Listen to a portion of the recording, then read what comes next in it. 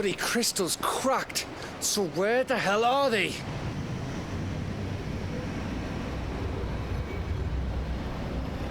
Oh, fuck me.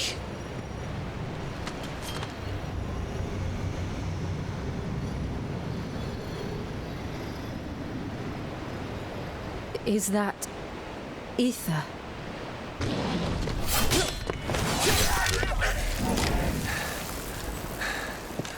What in good Grieger's name is going on?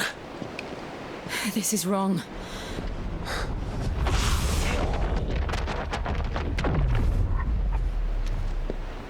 Are we back? Clive! Joshua! Jill!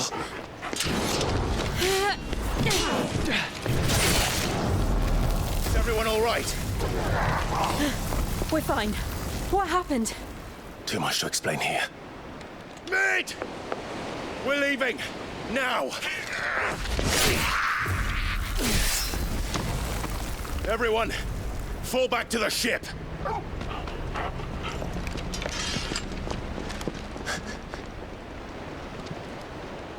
I will be with you anon. Thank you.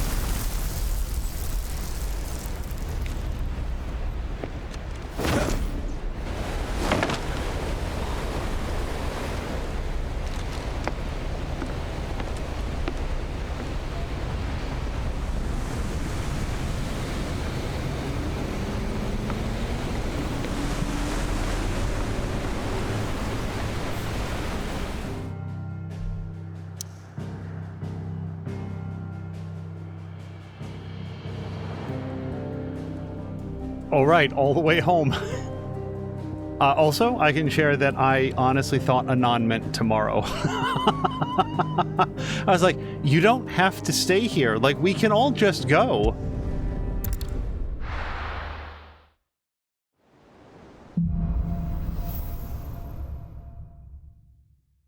I need to tell everyone what happened at Drake's Spine. And I'm going to need Otto's help. Oh, and it's gonna be a long story too. Hold on, let's have a chat around here. Did you know that it was I who convinced His Imperial Highness to join you in Stone here? All right, it may be that he was of a mind to do so already, but it was I who told him where you'd be.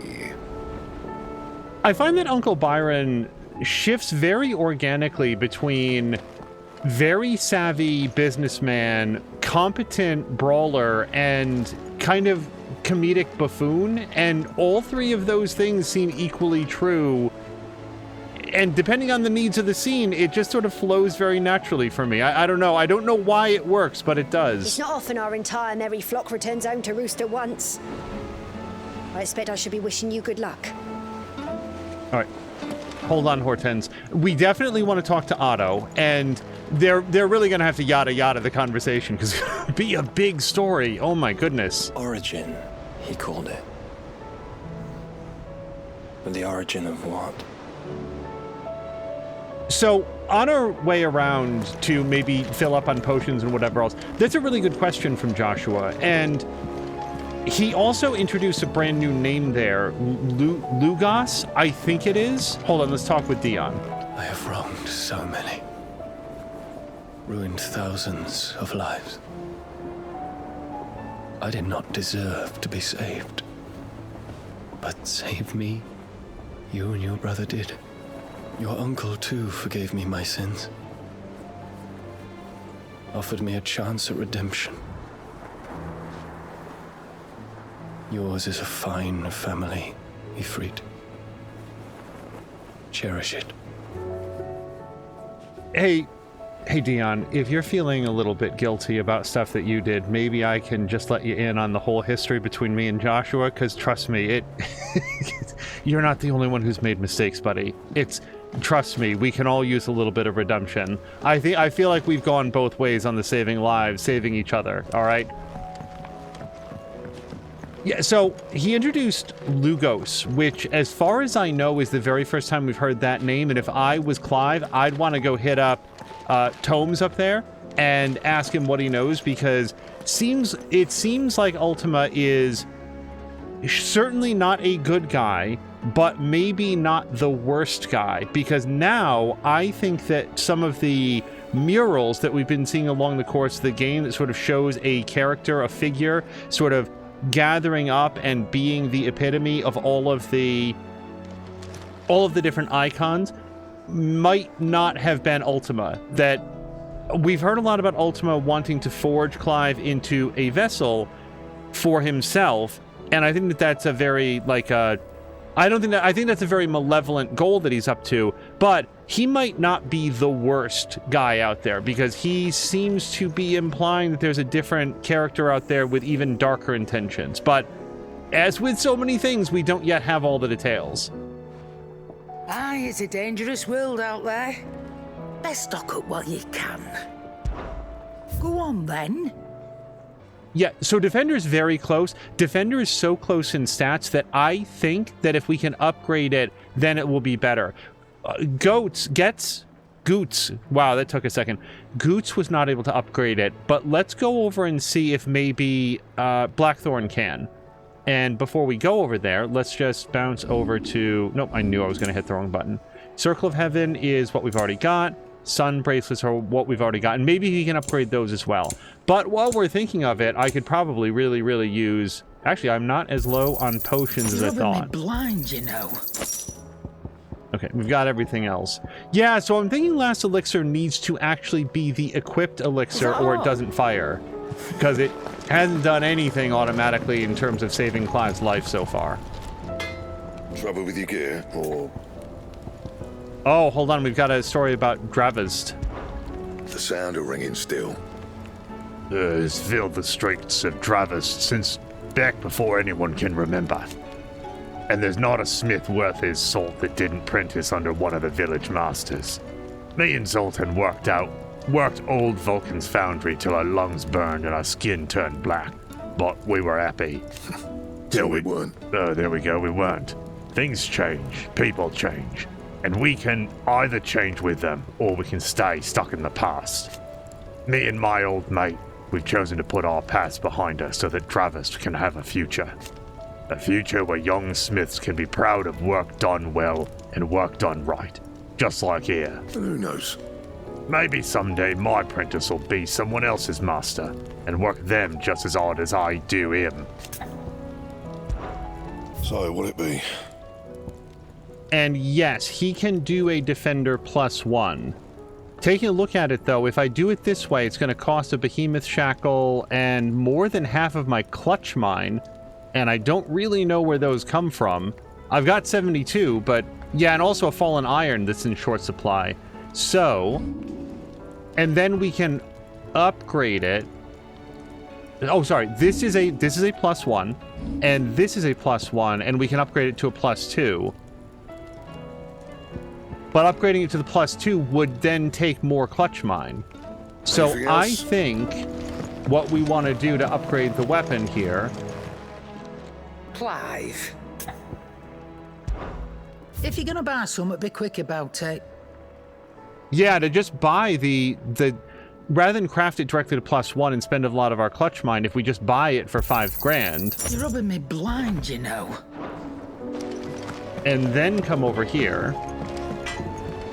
Trouble with your gear, or something for you, dear. And now we can reinforce it. This takes one of the Behemoth Shackles, which it would have cost anyway. Yeah, but to get it up here, it doesn't cost any... Well, I'm so sorry, whatever it's called. Clutch Mine. And then that saves the Clutch Mine to do level 2. My best work, but it'll do. You can thank me later. Okay. Now we've done that. Now, the only other thing is that there is an ice brand in here. I just wanted to check it against our current weapon. It is worse by 40 points. And then we'll just take a look down here. Everdark would be worse by 25 points, which it now looks like we could take Ice Brand and upgrade it there. I wonder if this is part of a larger chain, though. Like, can you then upgrade Everdark into something better?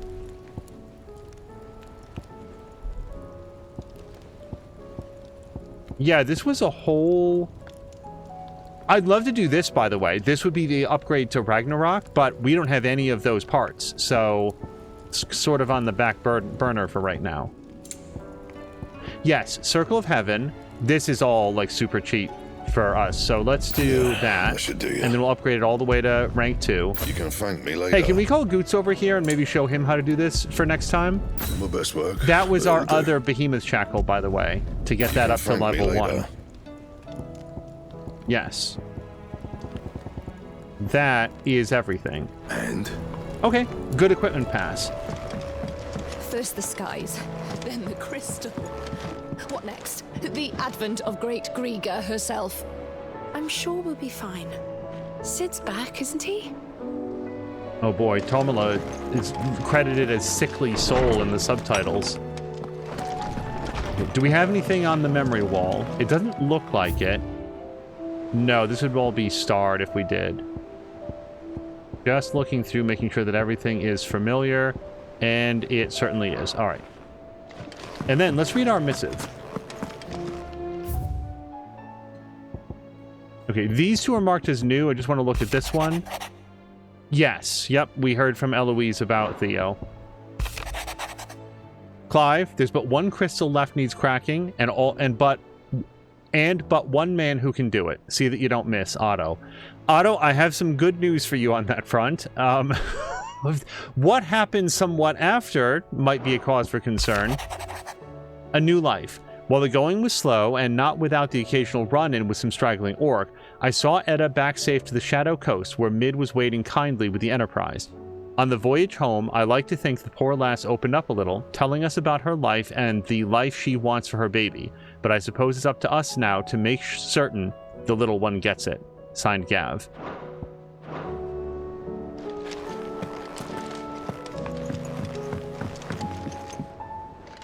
But yeah, just to very quickly recap some of the revelations in the previous episode, I just really liked the fact that Joshua and Clive were like, bro, what are you talking about? Like, you're mad at us for winding up with the Blight and the magic and the warring factions? Isn't that what happened to you and yours? Like, why are you going to judge us as being inferior creatures for this?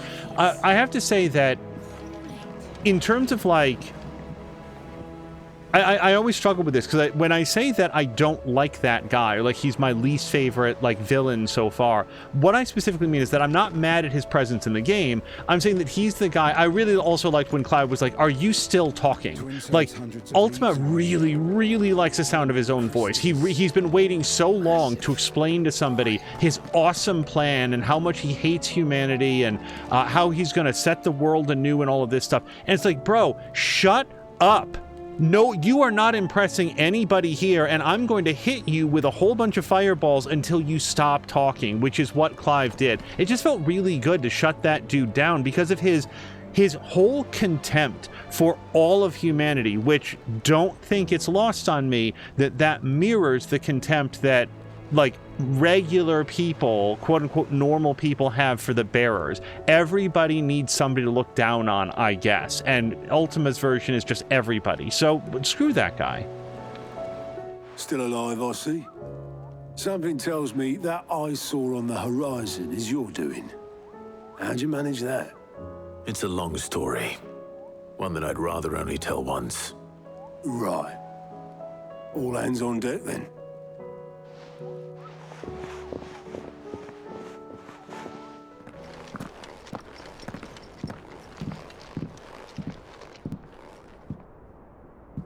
Is this everyone?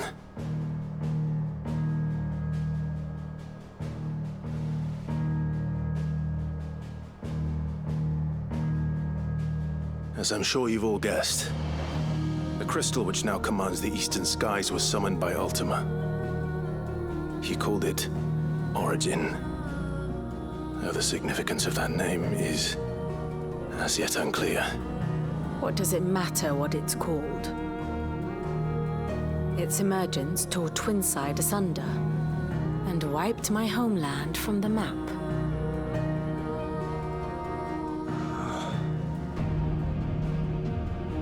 Mention of the Dominion spires can be found in the oldest of Valisthian records. But to the best of my knowledge, none provide any hint as to their true nature. That they would prove the horns of some slumbering demon. Well, the Dominion's demise was at least quick. Elsewhere, the Republican army cannot hope to contain the chaos engulfing Randalar. Canva is in flames, and the Empire. Our allies are crying out for answers. I've sent the Cursebreakers to give them what assurances we can, but right now that amounts to fuck all. They wouldn't be able to stop what the skies have started in any case. People here and across the realm grow sicker with every passing day. Could it be that this new Mother Crystal is like the others? That it draws upon the land's ether? It certainly looked that way from stone here. If that were true, it would explain the hastening spread of the Blight since the crystal's appearance. Would it not? And as the land's ether slowly rises to the surface, it pools, corrupting all who cannot channel its energies. Archae above, ether floods below, and in the middle, here we languish, hopelessly entrapped.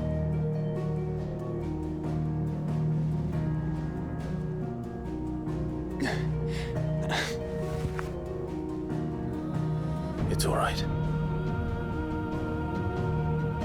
When we faced him at Stone here, Ultima told us his true power quickens in the halls of Origin. Needless to say, we cannot allow that to continue. If we are to stop him, we will have to find a way into the crystal. How are we going to manage that then? It's up in the sky. And fast as she is, the Enterprise can't fly.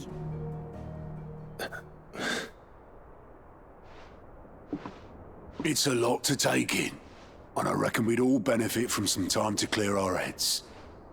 The answer will come to us. Don't you worry. Ain't that right, Clive? Right. That's right. Well, go on then. Bugger off.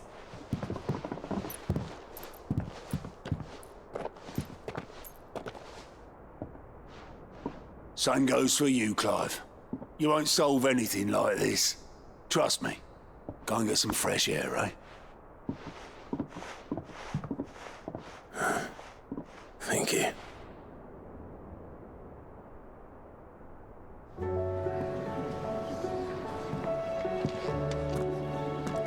Joshua seemed upset. Well, I mean, I'm not being funny when I say it's an upsetting time. Like, this is as dark as things have gotten. Let's just see if Uncle Byron has anything new. Yeah, there's folks around here we can talk to. Believe me, Clive, I would fly with you to Origin, nay, to the end of the world. If I could. Alas, my fear of heights prevents me.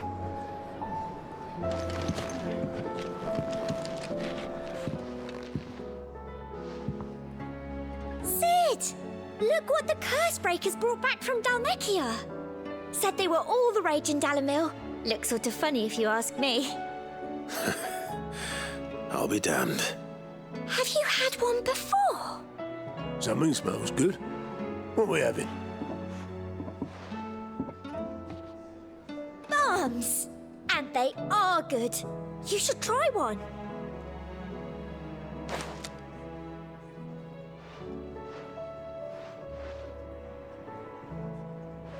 Eh? The bloody great hole in it. Who ate the rest? It's supposed to be hollow, silly. Haven't you ever seen Drake's Fang?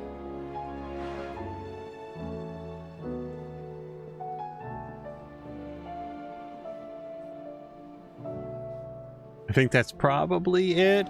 Yeah, so sorry, that just reminded me. So A, I really like the fact that, again, the quests that we've done before have knock-on effects that we get to see later on here. Super cool. B, that reminds me of when I was growing up, I heard my father go, whoa, we were robbed. He had opened up the ice cream, and I promise this is not a Simpsons reference, because then they also did this in The Simpsons. In my real life, what had happened was my sister had opened up the chocolate, vanilla, and strawberry ice cream from the side somehow and scooped out all of the, I think it was the chocolate. It was either chocolate or strawberry. I don't remember which one. And then when my father opened it up the way that you were supposed to from the top, he was so mad. And then they did that in The Simpsons with Homer going dough because the one flavor that he wanted was completely out. Okay, that concludes the part of this where we just sit here and remember The Simpsons and also my childhood. But no, my sister fessed up. And by the way, she wasn't trying to steal the flavor. She just opened it up weird and whatever. That's how it came out. There is much to consider. Suffice it to say that when a very similar joke came up on The Simpsons, it was very, very funny in the household. I want to check in with Tomes because I don't even remember the last time that we got to do our experience bar with him. Knowledge hoarded is knowledge lost. If I may observe, your brother is possessed of a rare gift, and I do not mean the flames of the Phoenix. Words, Clive. His findings on Ultima and the Circle of Malleus are worthy of the great Moss himself.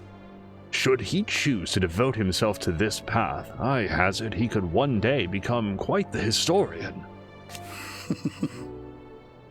But not before you and he finish your own story. History can wait. After all, for that is what it does. I'm glad that a second person has pointed out that Joshua is an outright poet with his use of language. I have compiled some new entries, if you would like to see them.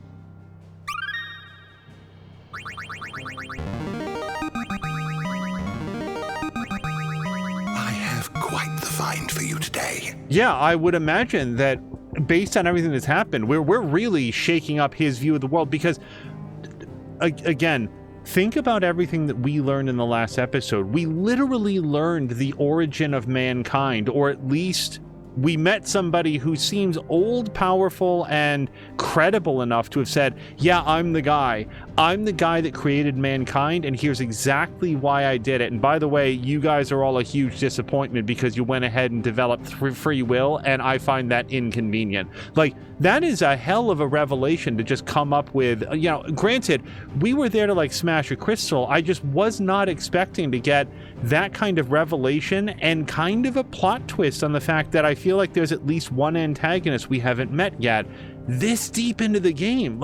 Just still really liking the story. So Barnabas's mother, I'm going to just say very quickly, what did we ever learn about her?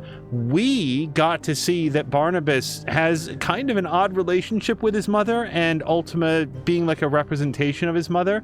I don't know too much about it. Kind of their family thing, and I'm going to stay right the hell out of it. But I don't know what Clive would be talking to Tomes about it. One of the few surviving descendants of the children of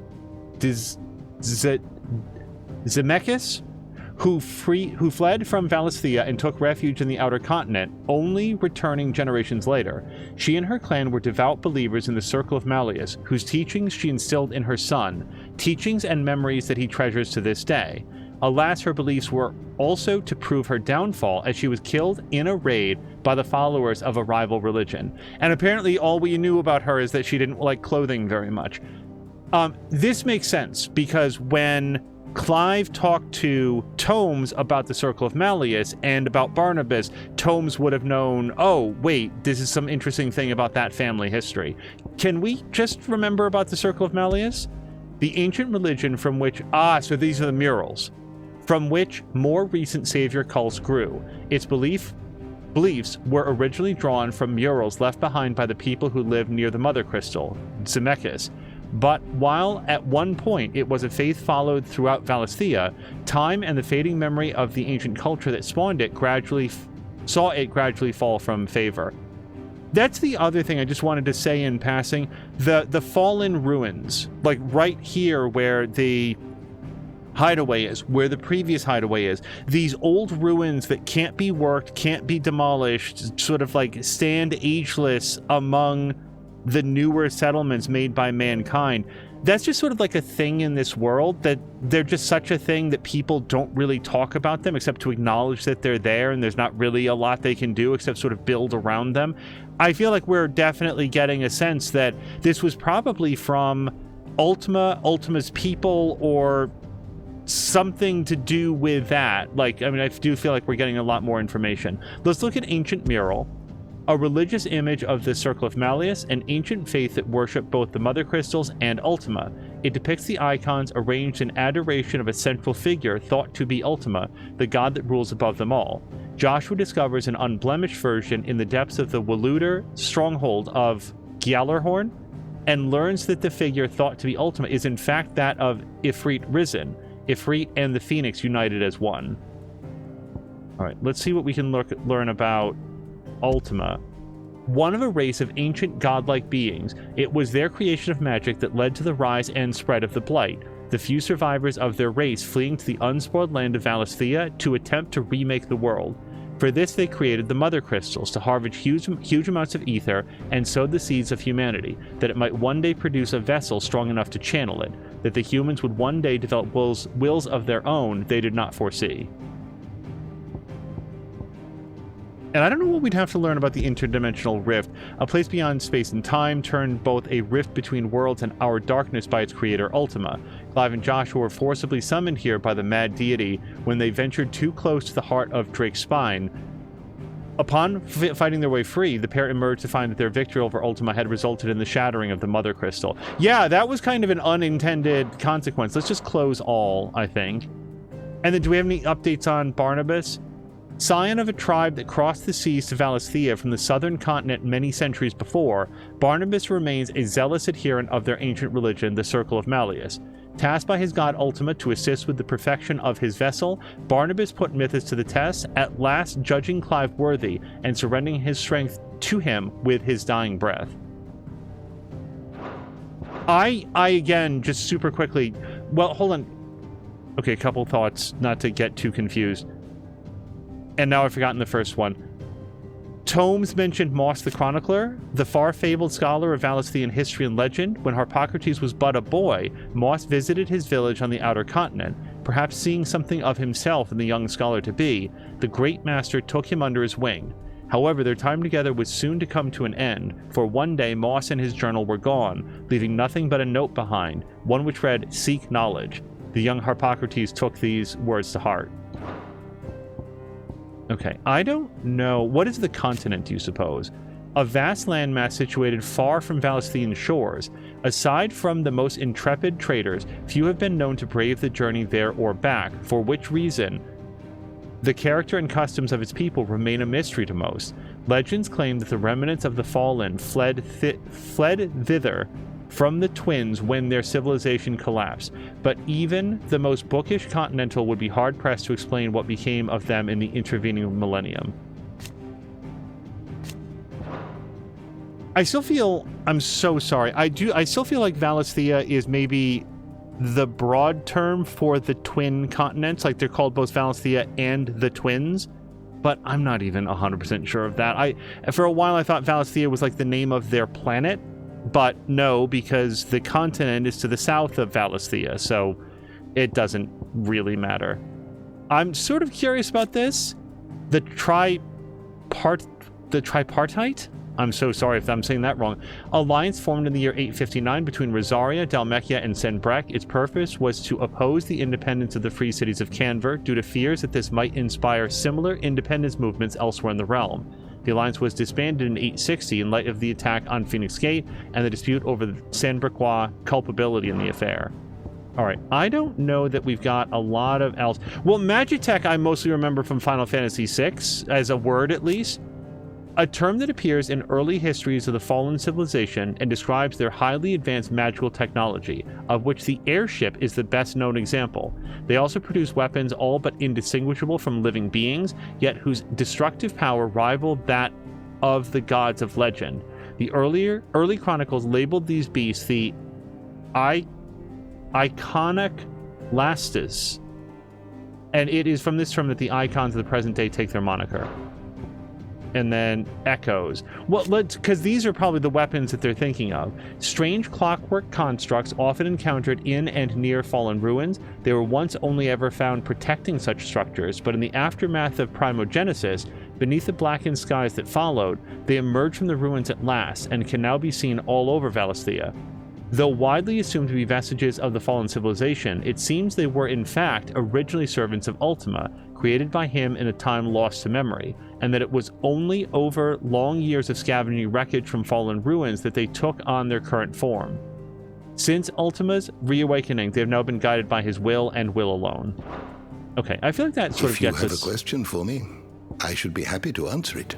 Will this clarify Valisthea? Valisthea is a realm comprising the twin continents of Storm and Ash. I've probably read this before also and just tend to get confused about the proper names.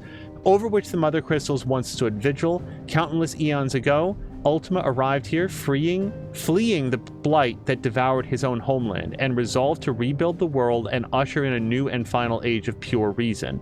It was he who placed the Mother Crystals in each corner of the land, that they might harvest the ether that he needed to achieve his end. I feel like just based on what we've read here, it leaves a little bit vague. Are there Mother Crystals on the southern continent? Does anybody know? Did Ultima just put Mother Crystals on these twin continents and just leave the whole rest of the planet completely alone? The two icons of fire united as one, with a might that far exceeds either icon alone. With the body of a Efreet and the wings of the Phoenix, its appearance closely resembles that of Ultima, as depicted in the ancient murals of the Circle of Malleus. Could this be the true final form of the vessel that Ultima requires to remake the world? Clive certainly believes so. Oh, is this so? Logos. This is the name that we saw. I have been hesitant to spend too much time talking in the Thousand Tomes, but we're getting a lot of lore here. Where Ultima uses mythos to describe the vessel he has long awaited, one into which he can pour his soul and cast his supreme spell, Logos indicates its blasphemed form, a vessel over which the will of another has complete claim, making of itself a false god. A vessel over which the will of another has complete claim. Does the other mean Clive? Like that Clive would retain his... I was taking Logos as an indication of another yet unseen antagonist. And since we've read every other relevant topic, we might as well look at the new world that Ultima wants to build. The paradise Ultima seeks to summon into creation, one free from the blight that almost ended his race. Though Barnabas believed that he and his fellow faithful would be allowed to join his deity there, he was mistaken. Only Ultima and his kin shall have a place in this new paradise, a paradise freed not only from blight, but from humanity. You are always welcome, Clive. Ultima seems very good at twisting people's logic and reason. Like we've seen that with both Barnabas and, I believe, Annabelle, Clive's mother, and we saw him like play some tricks on Dion. I'm just saying that, like, with just a little bit of rational thought, you know, if he could summon it, if he could see through the illusions, Barnabas should know that, like, we were never anything but fleas to that guy. Like, he was never going to allow anybody else into his, like, awesome paradise. Sid, did you know that chocobos are far more resilient to the effects of ether than most other beasts? Some say that's one of the reasons they were tamed for use as mounts and summoners. Okay, sorry, we've already heard that speech.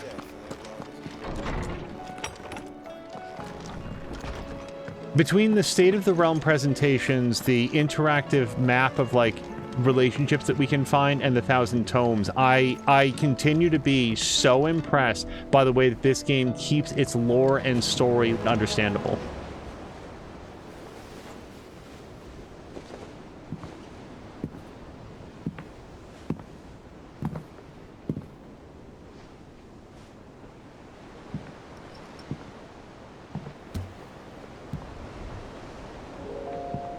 Ultima may have created us, but he doesn't make us who we are. Only we can do that. And if he would have us fight for our survival, so be it.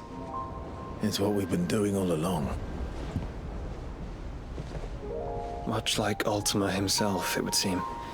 His new world being naught but a means to survive. And so, we must contend to decide which of us shall inherit the land.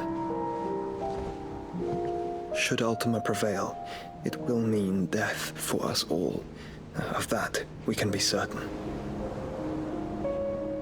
But even should he fail, what world awaits us? A withered, godless place where our newfound freedom will most like prove a chain in itself. Well, that may be, but a chain can always be broken. As long as one has the will to break it, it won't be easy. It may take generations, centuries of suffering. And that is if everyone plays their part. But it will happen. And when it does, it will be on our terms. That is the world that awaits us. Indeed. And what better world could one wish for?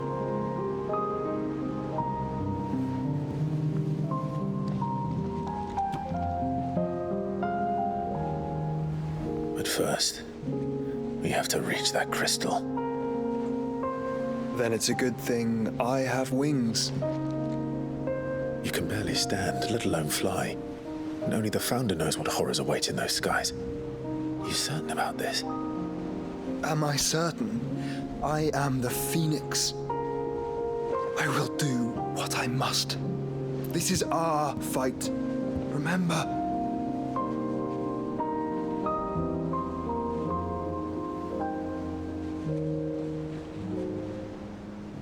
All right. I yield. But only what you must, yes? I'm still your sworn shield. That you are. And what of my wings?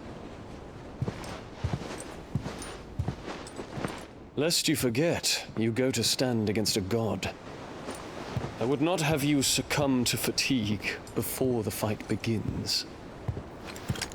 Ifrit, your brother mentioned that some few of the dominants who had lost their power to you were still able to prime.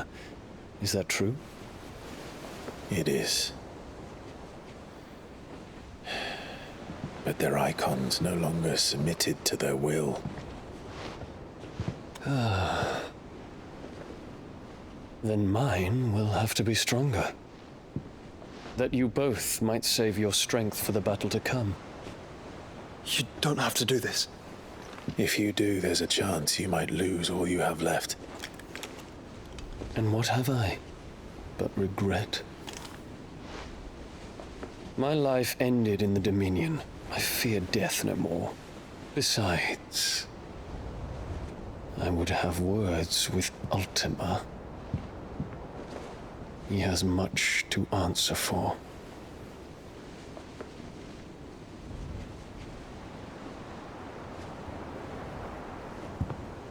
We are in your debt, Dion.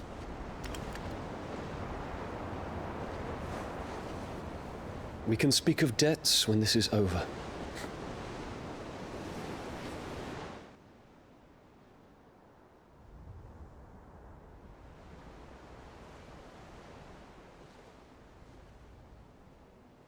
He speaks like a man who knows he's not coming back. And has come to terms with that. That doesn't mean that we have to, does it, Clive? Time to talk to Jill. I only hope she understands. I have to say, I'm very surprised that we haven't had a new round of side quests. I fully thought that we would, and maybe we still will. Take as much time as you need, brother. Something tells me Ultima will wait. Also, I know that Clive and Joshua, or at least I don't think that they know about this, but what about, like, for Dion, what about, I'm so sorry I don't remember his name, his, like, his lover, like his boyfriend. I don't know. He's both a high-level attendant, or not a servant, but like he's a military commander under Dion's like jurisdiction, but also they're very clearly in a relationship. Like that's been established on a couple different occasions. I know that dude was sent off to take care of the curatives girl, and good on Dion for remembering that there's somebody who's probably in pretty desperate straits along with the other people there in Twinside. By the way, I hope and firmly believe that kid is still okay, but the point is, Dion, there are still people here that care a lot about you, and you can't make amends if you throw your life away at the very next opportunity. Say your farewells, and let us be gone.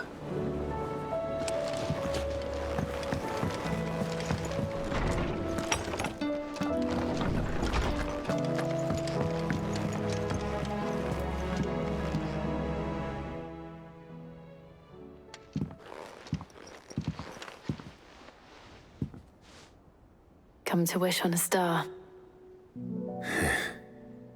That might not be such a bad idea. This is it, Jill. You know what I have to do. Why I have to do it. There's no turning back now. This is where our journey was leading us. Where it will end, for better or worse. I could pray to Metia for you. But you'll be all right, won't you, Clive? You always are. I did promise we'd watch the moon together. I'll be waiting.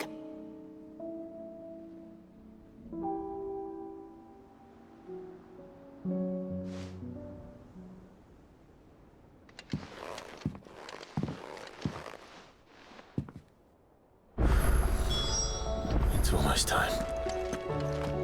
Better make sure I haven't forgotten anything. Clive, it looks like there's a bunch that we can do here, so let's have a gander at the reading table. Oh, we've got 2 quests right here. In a mood. In case you haven't noticed, your poor hound spends all his time of late on the rear deck whimpering like Gav in his cups. Something ain't right, and my gut tells me it's not to do with his supply of antelope bones. Signed, Karen. Yes, of course we're going to help out Torgal. And Karen by extension, but mostly Torgal. And Karen. I do like Karen. What is it this time, Torgal?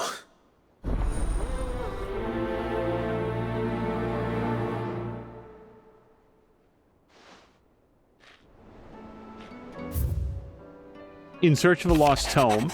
Reluctant as I am to add to your burdens, I would ask your aid in a personal matter, albeit one that may be beneficial to your cause. There exists ancient texts deemed so injurious to modern thought that mere possession is deemed a crime, and it was a chance encounter with one such tome, from a distance, that sparked within me the scholastic curiosity which burns to this very day. I wish to enlist your aid in reclaiming that text. Should you require further incentive, know that I'm willing to offer compensation for services rendered. Yes. Something tells me this is no mere adventure story.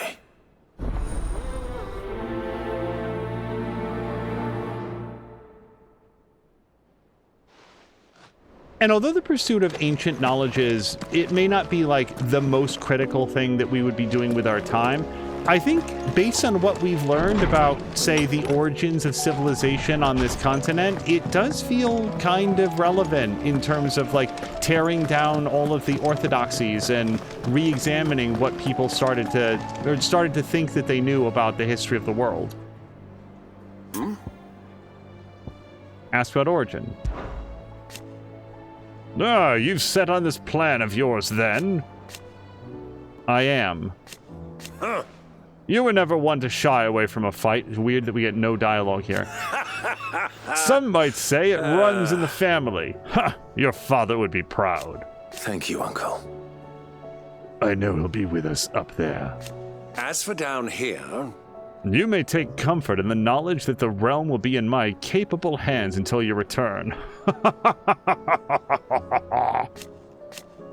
Indeed. How weird that, like, Clive was talking, we didn't get his dialogue. I feel like that's literally the first time that we have not had actual spoken dialogue from Clive. Clive, my boy! Rutherford informs me that we owe you our thanks. Hadn't intended for you to get involved, but such are the times we live in, huh? I would have done the same for anyone else. You're far too modest, Clive. You'd make a terrible nobleman. But tell me, is the realm truly in as dire a state as Rutherford suggests? From what little I saw, you were right to be worried. I suppose I should have expected the worst. But I was rather hoping the great and good of the realm might have things a little more under control. Alas, it seems that firm leadership is in short supply these days, and without it, the people are bound to lose their way. We must move quickly. But where do we start? True, the challenges that face us are many. But in my estimation, there are two key areas to be addressed before any other. The realm's armies and her larders. As you've seen firsthand, it's every man and woman for themselves out there. Certain cities have banded together to try and maintain some semblance of order, yes? But such cases are few and far between. And yet, the only remedy for the chaos that faces us is unity. A unity that transcends even the borders laid down by our ancestors. In short, if Storm does not stand together, she will fall apart. But how would one even begin to unite the realm? The armies, my boy. As I told you already, we begin by restoring order among the ranks of those sworn to maintain it. Sadly, I doubt I could convince even the lowliest gaggle of privates to dig a latrine together. But I do know someone the High Commanders have been known to listen to on occasion. Field Marshal Eugen Havel. I thought he was retired. He was, until an Akashic army tore through Randalar and killed most of the rank and file. There is no man alive more capable. Literally. And as luck would have it, I've already spoken with him on the matter. Of course you have. And he's agreed to help. On one condition. That he first speaks with you personally. Havel has always been a man of frustratingly rigid principle, and he has certain qualms about clasping arms with, well, with an outlaw. I extolled your many virtues as best I could, of course, but the old goat was adamant that he be allowed to appraise you in person. You don't mind, do you, my boy? I can't fault him for that. If he's a person of good character and all he's ever heard about Sid the Outlaw was that he was running around destabilizing government and acting like a terrorist, which is surely the story that has been spun, his desire to size Clive up personally makes a lot of sense. Of course not. As long as chaos reigns, we will never build a better world. I'll do whatever it takes. And if the Field Marshal wishes to speak with me in person, then so be it. That's the spirit. I'll leave for Randalar at once. Would you send a Stolas? Of course. Rutherford is already in the Dalmekian capital. I'll have him tell Havel to expect you forthwith. Excellent. Thank you, Uncle. No, thank you, Clive. I feel like this is yet another happy to do it. What they're talking about is establishing some semblance of order and support and rule of law for the distribution of foods and medicines which are in short supply, and to prevent stockpiling and price gouging. I mean, he didn't say all of that, but I felt like it was heavily implied in what he was talking about. You all right? About that. Now, if there's anything I can do to help you kill this Ultima bloke, you just say the word, eh? You could promise to take Sid's name off my hands. Aye. Don't even joke about that. I'm so my gab's awful. I'm so sorry. Anyway, I thought you said you hadn't finished with it yet. I did, didn't I?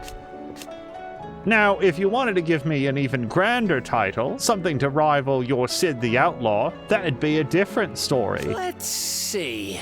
Gav the Magnificent? Gav the Almighty? Gav the Lionheart? Something along those lines?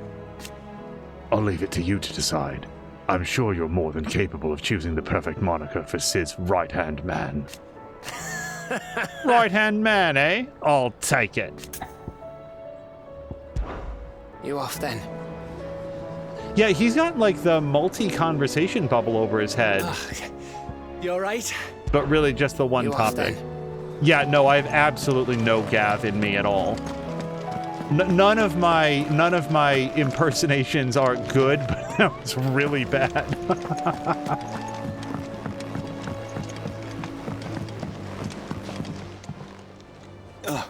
Clive. This is it then, brother. Our last dance with Ultima awaits. Only the Founder knows what awaits us up there. Indeed.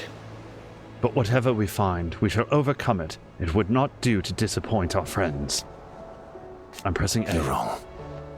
My friends don't follow me. They spur me on. I couldn't have made it this far without them. Nor without you, Joshua. You gave me your blessing. You made me your shield. Without you, I don't know how I would even have survived. How I would have even survived. Even when we were apart, you were always with me. And I trust you'll be with me now until the end. Of course. Whatever that may be. There's one thing that I feel like I haven't seen them embrace. Just like a hug between brothers. It's such a small detail, but after everything that's happened and how it was that Joshua was so badly mauled when Clive lost control, I just feel like having two brothers like hug after being reunited just is not a big deal. Joshua, what's wrong? And don't say nothing. It's not nothing. I've received word from Cyril. The Undying have found Father's will, or something akin to it. His will? How and where? In the crypt beneath Rosalith Castle. After Kupka was kind enough to drive out the Imperials, the Undying took the opportunity to recover what relics of the Duchy yet remained. And in the process of doing so, they found a letter from Father. I'm surprised anything survived down there. Cyril asked that I join him in Tabor at my convenience. I have been meaning to go, but would you join me? Absolutely. Of course. I want to know what's in that letter as much as you do. Very well. I am ready to leave when you are. Now, in terms of urgencies, I do feel like this would happen rather after the work that Uncle Byron was talking about. Hey, Dion. The hour fast approaches. My decision is made. I shall carry you and your brother to Origin, that the Lesage name might live on in honor, not in infamy. Even if I should not. Your Highness, you're not. You said it yourself. This is a journey from which I may not return, and yet I am resolved to go. Ultima took much from me, and he means to strip us all of what little we have left. He must be stopped. Whatever the cost. He must. Thank you, Your Highness. You are as over-hasty as your brother. Save your thanks for when this is over. Make ready. It's a small thing, but of all the conversations that wouldn't be voiced, like this mainline talking to people about hey, we're good to go for the big fight, right? Sid, do you have a moment? By all means. It's my old master. Seems there's no escaping her. She found some way to send me a letter. And something else. Records from a Waluda prison.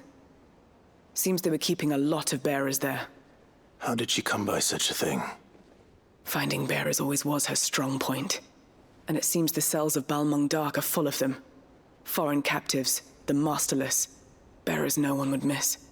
And even better for her, bearers with no one to look after them. When ether started lapping at the walls, the jailers fled. leaving the bearers to be liberated by whoever happened to come along next. Sid, I'd like to believe that I've earned your trust by now.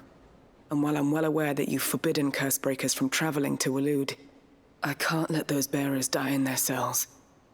I'd rather risk shipwreck on the Shadow Coast than leave them to starve. We'll be needing the Enterprise if we're going to navigate the Narrow. Does that mean... I'm making an exception, but we travel together. And we stay no longer than we have to. Ash is an inhospitable place at the best of times. We save as many as we can, and we leave. Thank you, Sid. There was a name in the prison register. A name from my past. Chadwick. Another of my former master's protégés. A gifted soldier, and the closest thing I had to family. The thought of him held captive in that place. He must be very important to you. He was. Is. Then we find him. The entrance to the prison lies in the shadow of Ravenwit Walls, just beyond the portcullis. We should head there as quickly as we can. I only pray there are still bearers alive to save.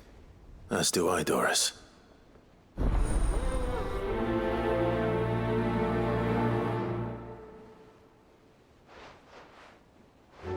I like Nobody's Tool as a name for that quest.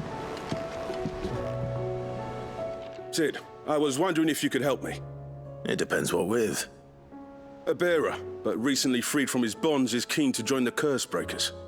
As you know, the work we do is not easy, which is why we test every volunteer's suitability. I was hoping you could oversee this one's evaluation. I don't mind, but why this one? Because he wants to be a scout. Our ranks are filled with men and women capable of breaking chains and putting slavers to the sword. But scouting, we're few with the nose for that, which is why we still rely so heavily on Gav. And since he accompanies you on so many of your missions, I thought you might be better placed to recognize the traits in him that we should look for in those who'd fill his boots. Sounds reasonable. So you're happy to oversee the boys' test, then? I mean, yes, but... You know, Gav is right over there. If I was... Before he even said the name, I was thinking, like, this really feels like something Gav would excel at. Assessing whether or not somebody has what it takes to be a scout, and then taking this person under his wing to show them the ropes. I really feel like you've asked the wrong person here, but absolutely I'll help out. One can never have too many scouts. Truer words, Sid. I'll let the initiate know that you'll be attending his trial, and that he is to proceed directly to Northreach in readiness. No time like the present, eh? No time like the present. I'll await you there.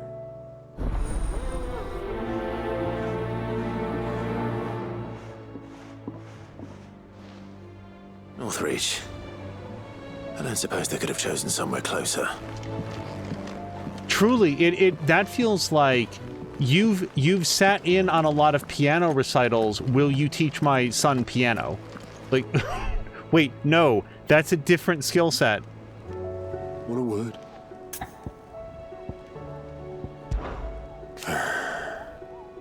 Trust you to go and pick a fight with a bleeding god. I didn't sign up for all this excitement, you know. No. Sid did say the higher-ups wouldn't be too happy with us trying to change the world. Bah, you got me there. And it ain't as if I've got anything better to do, so no more lip out of me. What is that lip that keeps us on our toes, Otto? Is that right? Well, I'd better start looking for something else to moan about then, hadn't I? No one round these parts is bold enough or daft enough to say I'm fit for the knacker's yard, but I sure as hell ain't getting any younger. Might be time to take a step back. Let the fledglings spread their wings. Young Gout's as bright as the inside of a barrel, but his heart's in the right place, and his constant failures never seem to dim his spirits either. Reckon the same might have been said about me when I was his age. But if it weren't for Sid... Giving me the room to fall and a hand to help me up again, I never would have changed. It had been the Gots leading the Gots, Clive. Assuming we'd made it this far. Off you go, then. I was going to say, Desiree seems very competent. Maybe we could have a chat with her about leadership. Quick look. Okay, so under new management 2, we'll certainly want to go check that out. And then we've got that. And then we've got a bunch of side quests to look at. And a lot of them will stack into similar locations, so we will check that out. And we've got an exclamation point, but let's check this one out first. So I'm so sorry. Number 2 is an Inconvenient Truth. Speak with Vivian. Vivian, I read your note, and I'd be happy to help you find the book you're looking for. Thank you, Clive. But tracking it down will not be easy. Are you sure? Please. You have always granted me your wisdom and insight whenever I asked. It's only right that I return the favor. Or at least attempt to. You are too kind. Alas, what I ask of you is rather more trying than delivering the odd lecture. I spoke with Harpocrates to see if he had any inkling as to where another copy might be found, but perhaps it is best that you hear the details from him. If you say so. Forgive me, Clive, for asking this of you. But this book, it set me on the path to becoming who I am today. Its importance cannot be overstated. I feel like from everything I've learned about Vivian, like her whole vibe, she would not ask this unless it was something pretty important. Hold on, we've got some folks to chat with in here. Feeling ill? And no sooner have your wounds mended. Then you find an excuse to go charging once more onto the breach. But only because my wounds are mended. Thanks to the expert ministrations of the best healer this side of the belt. Save your honeyed tongue for... I assume we mean how we sweet talk her. You're talking about killing a god, Clive. While I may not have Gav's nose. I know danger when I smell it, and this plan reeks to high heaven. This will be the last time, I promise. That's what I'm worried about. You fool.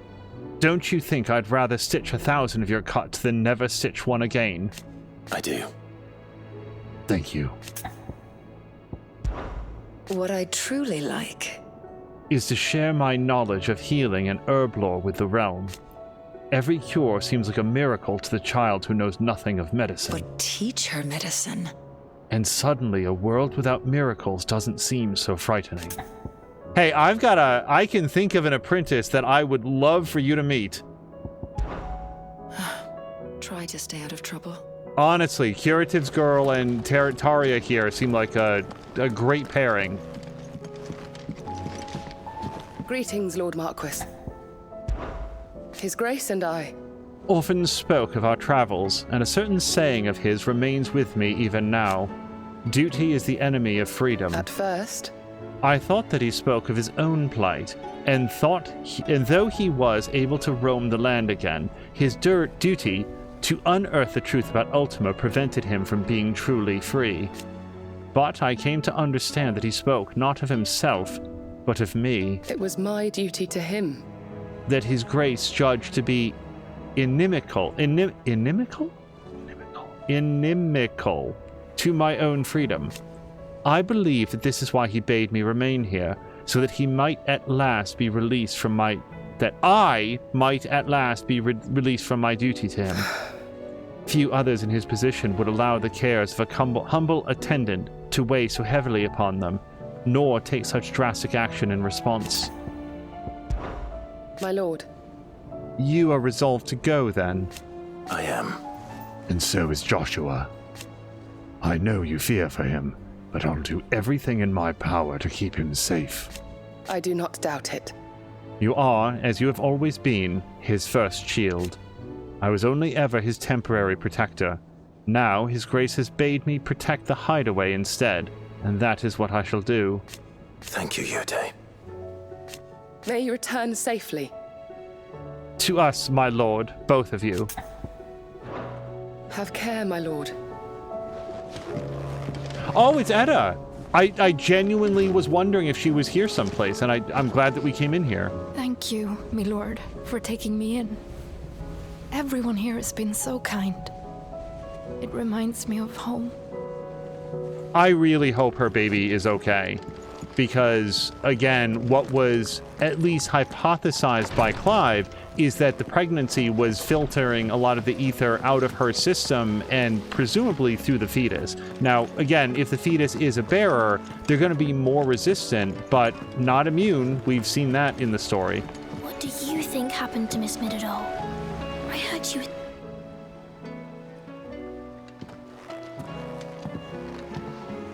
Sid! You have to help us! With what? You didn't take apart another of Mid's contraptions, did you? No? Well, yes. But that's not what we want to talk to you about. It's Miss Midadol. She's been acting strange. Very strange. She's barely ever around. And when she is, she acts like we aren't even there. Her head's in a crowd. In the clouds. That's what I said. In the clouds. Well, she does have a lot on her mind. When did you last see her? Not long ago. Right after she got back from saving you from Stoneir. Then it's probably just about the Enterprise. It did take quite a battering on the way there and back. You didn't break it, did you, Sid? You really should be more careful around Miss Midadol's inventions. Oh, don't listen to her. Even if you did break the Enterprise, you could put it back together, couldn't you? But who's gonna put Miss Midadol back together? She seems really sad. Why don't I go and see if I can cheer her up? You do that? For us? She's in her dungeon. Don't scare him. It's not a real dungeon. Thanks for the warning.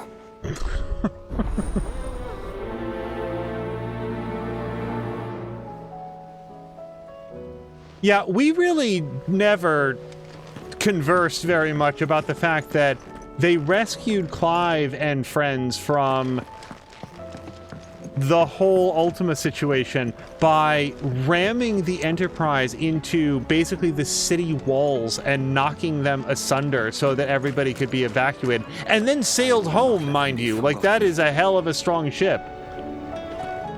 Sid, may I have a moment? Of course. It is an honor to finally speak with you. My name is Herman. I've been with the Cursebreakers for some time now, and I wish to be deployed to Ash. Any assignment will do. No. The lands across the Narrow are too dangerous. I will not send good men and women to risk their lives needlessly. Why would you want to go back? I need to retrieve something. Something important. I was raised in an orphanage. The Badbach Conservatory. Or rather, I was held captive there. It was not a place of nurture. It existed solely to turn bearer children into mindless weapons. We were tortured until we feared no pain. Tormented until our hearts turned to stone. And few ever survived long enough to become tools of the last king. I can't imagine. I lost so many. I can't even remember all their names, but they must be remembered. They cannot fade away, faceless and forgotten. The Institute was run with military precision. Every child measured, every name recorded, every death logged with meticulous care.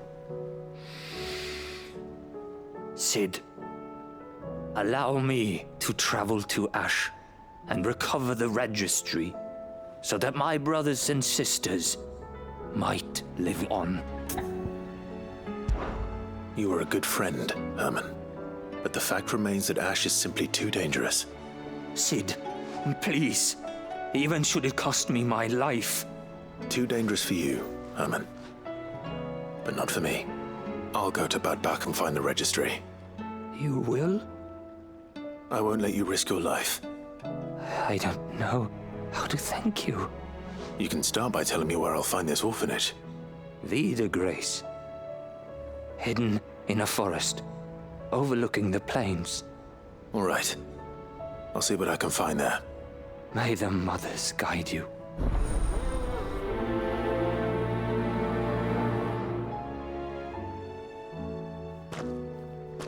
Yeah, see, if Herman goes there and dies in the process, then there will be no one around to tell the story.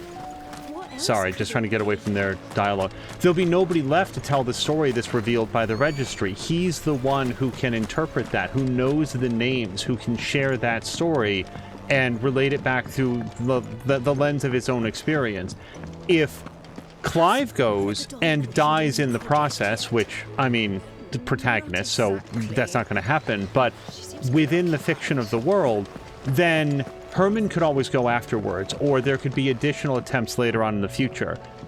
It just makes all the sense in the world for Clive to go and then bring it back, and then have Herman able to tell the story. Hey, Torgal, what's going on, buddy? Pining for something, boy. What is it? What do you see out there?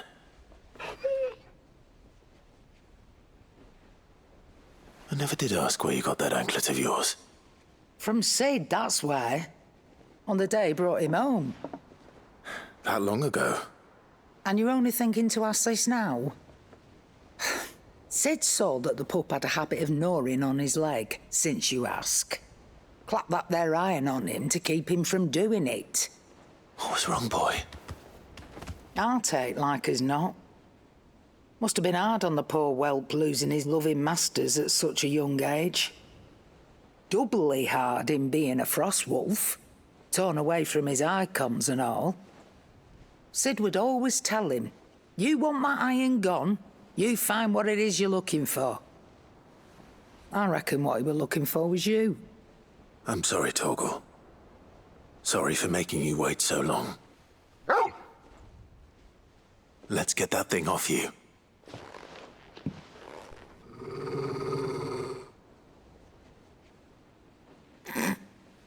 Doesn't sound like he wants it off. Indeed. You miss Sid as much as the rest of us, don't you?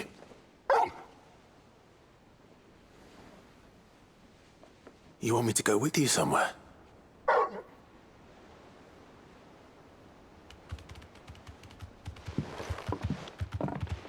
Quick, aren't you? Glad you've been paying attention. Not nearly as much as you have, Lady Karen. Aye, good thing and all. It's not like Gav would have kept him in nuts and rubbed his belly these past 10 summers. Your kindness is appreciated. You've been a good friend to him. Only because he doesn't talk back like the rest of you. Go on now.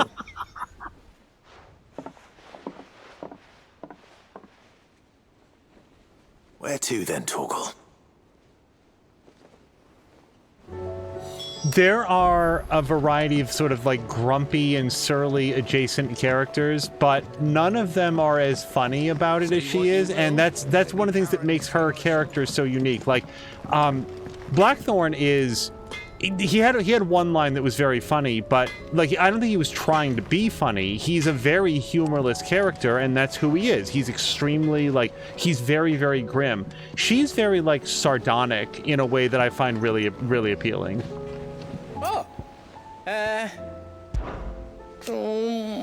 Oh, I wish I could go up there with you. Doesn't seem right leaving everything up to you three. It's hardly everything. There's plenty that still needs to be done down here. Like seeing to our stores, keeping Karen safe. Only you can do that, Gets. Goats. And I will! I promise! I won't let Nan come to no harm, no matter what. You can count on me. Just like we're all counting on you to come back safe and sound. Be seeing ya. I would have missed 9/10 of these conversations if it wasn't for like the abundance of side quests. I did it, Sid. I made friends with all the animals in the Hideaway. But you know what I'd really like? My own goblin. Or maybe a morble or bomb. But only if it was a big one. That or a bander curl, but not a cactuar. They're too prickly. All right, well, good luck with that, because none of those guys are going to come here. I'm putting down my foot on the goblins, cactuars, curls, and other pets coming in. He's ready to go. Hold on. Let's go talk to Harpocrates about the book that Vivian wants. There's just a lot of quests, and we will do our best to keep them safe. Keep them straight, rather. Ah, Clive, my boy. What a pleasure it is to see you. Harpocrates, there's something I need to ask you. I've been charged with locating a book called From a Distance. Then you seek a rare gem indeed. One whose name I had not thought to hear from your lips. You've been talking to Vivian. Right as always. But she didn't seem keen to tell me very much. I take it she didn't like what you had to say. And yet I gather it did naught to dissuade her. Clive, if the young professor has tasked you with obtaining a copy, I fear she asks the impossible. The executors would not allow it. The executors? Coveters of Secrets, a clandestine organization committed to the collection and intenebration of forbidden texts and technologies. One such text being the tome Vivian seeks, chronicling as it does the true history of the enslavement of bearers. A tale which could overturn the established order were it ever to become widely known. Or, so rumor has it. I've never actually read the thing, or even set eyes on it for that matter.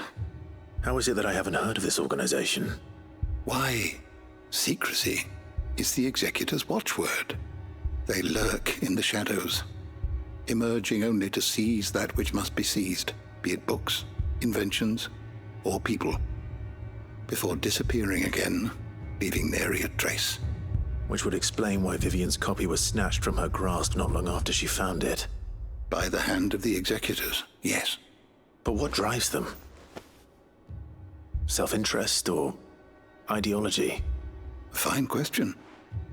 Sadly, all that is known of the executors can be recounted in a single breath. You may just as soon ask me of their origins, numbers, or the identities of their leaders. Any answer I give would be pure speculation. Then my hunt was doomed from the first. What was Vivian expecting? That I'd pluck it from thin air? Not from thin air, no. From ash. Rumors of the executors are rife among the scholars of Storm, but rather less so across the strait. I have a friend. Well, I had a friend in the village of Garnik, a collector of rare tomes, upon which subject we would oft correspond. Alas, I have heard naught from him since the skies fell dark. And no doubt he too has turned. But though he did not mention it by name, it is possible that a surviving copy of From a Distance yet rests upon one of his many shelves, quietly awaiting discovery. If you were, by some chance, able to save even a single book from the poor man's library, I know his soul would rest easier. Very well. When I next find myself in Waloed, I'll be sure to pay Garnik a visit. That was surprisingly, fatalistic from Clive there. Oh man, these people who steal books are gonna come steal the book. I don't know how I would ever overcome this. Brother, you're about to go kill a god. I don't know why the book stealers would, if they come, I will kill them and then give the book to Vivian. And you, Harpocrates, I'll try to get a second copy for you. All right, Toggle. Where are you taking me? I'm going to need a little bit more than that, boy. Do you have a better hint for me? Unless you've already given me one. Back on the rear deck, you were looking west, toward Rosaria.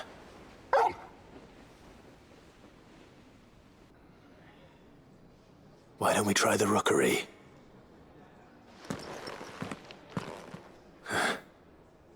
I haven't been to the island in almost 20 years.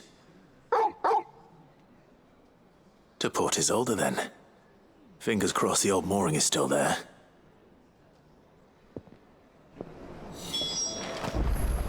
Okay, let's check the map to see if there's anything else in this area, because we have been... Yeah, there is! Look at that. Yep, we've got to go over to Mid's dungeon. I feel like I specifically looked towards the dungeon and didn't see any markers, which is why I went past it. Say what you will. But we'll head over here. Yes, it's going to be up here. Now, on our way up, there's a big part of me that wants to go do Torgal's quest first, because he seems particularly insightful into what people are talking about around him. And he's also a wolf, not a dog. He's... I feel like he's not gonna really understand why Clive isn't helping him out. Like, I don't know that patience is written in there, like, oh, this is gonna be more important. That said, like, I do feel like we have to slightly disappoint Torgal to go save, like, the bearers that are in the prison that we heard about that are probably in danger of dying of exposure or starvation if the guards left them to be consumed by the ether flood. Mid, if you have a... That's it! I knew it! The answer was right here under my arse all along! If this doesn't steer to the skies, nothing will! To the skies? You aren't trying to give the Enterprise wings, are you? What else would I be doing? The children seem to think you're avoiding them. They're worried about you. Is this really so important that you need to shut yourself away from everyone? The Enterprise is already the fastest ship in the realm, and that's with the sea beneath her. But what if she weren't bound to the waves? What if she weren't bound to anything at all? It's not fair. The gods get the skies all to themselves, so I'm gonna do something about it. The Fallen had their chance, but they relied too much on magic. And see where that got them? But not me. I've discovered how to do it without. Well, almost. First I need to make a prototype. And is that a one-woman job? Are you volunteering? I'll have you know the Enterprise is my baby. But if her godfather's offering to lend a hand, I'd be happy to take it. First, I'll need oil, and not just some old drippings from Miss Molly's spits in the Tub and Crown. Refined stuff, like they make in Ordil. Then I'll need some bone, or shell. Light, strong, preferably no longer attached to the beast it belongs to. If it's beast bones you're after, I'm sure the Cursebreakers will know where you might find some. No, they'll know where you might find some. You're the one who offered to help, remember? I should speak with one of the Cursebreakers before I set off for Old Hill. See if I can't find this bone while I'm there as well. Okay, I have an official request for the developers. Please do not put text on the screen so that I have to try to talk like Mid, because I absolutely cannot. I can't.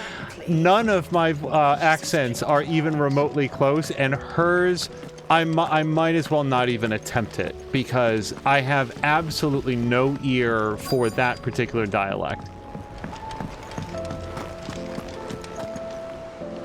All right, Sid. Come to buy us around, have you? Only if you earn it.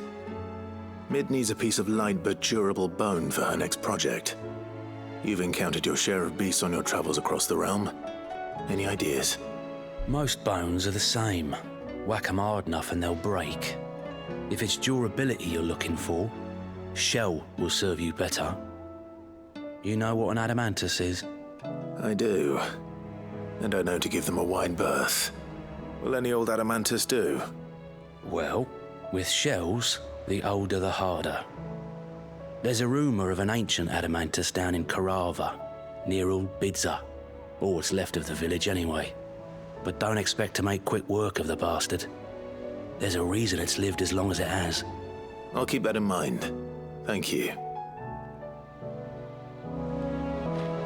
Normally I wouldn't recommend going anywhere near an adamantus, let alone one that's had a few centuries to let its temper simmer. They're mean bastards, and they only get meaner with age. Why do you think the village of Old Bidza was abandoned? Okay, and with that, I do think that all of this is done. So, yes, with respect to Torgal, I think that what we're going to do is we're probably going to head over to... Not there. Look at all these wonderful side quests. I want to go help the bearers that are in the prison. Doris is waiting for me near Balmung Dark. The longer she's out in the open, the more likely she is to be found by Akashic. I need to hurry. Will do. All right, hold on. Time to fight.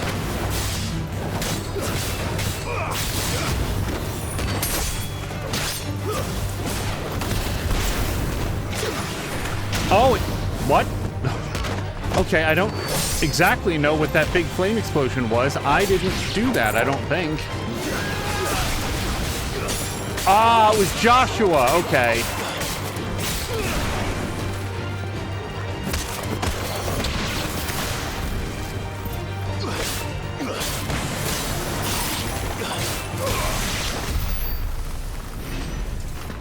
Yeah, I was trying to pull the guy up into the air using the Garuda snag, and it hit the pillar, and I thought it was actually pretty cool that that had collision physics, and I couldn't just yank the guy through it.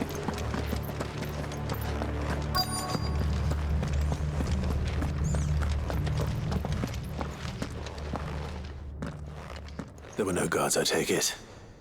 None manning the gates, no. It's a different story inside, though. The corridors are crawling with Akashic. Most likely guards left behind when the wardens ran.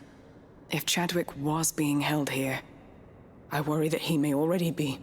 Don't give up hope just yet, but let's move quickly. Let me check the ground floor. The ether's thickest there. Then I'll search the upper level. Good luck, Sid. Stay safe.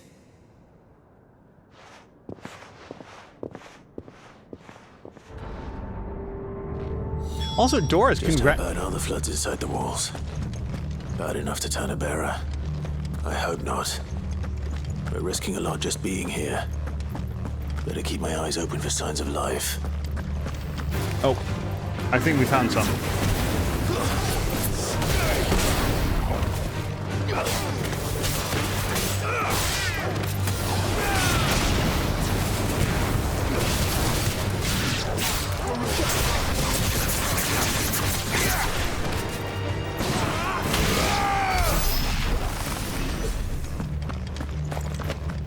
I was gonna say, congratulations to Doris on making it in here intact. Like, we had to fight some pretty tough guys on the way in.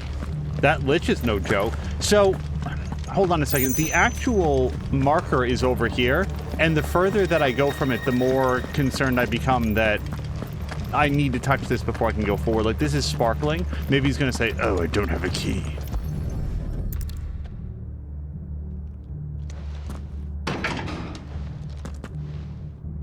Locked up tight. Okay. That was a complete guess, by the way. Now I feel a little self-conscious that I said exactly what it was going to be.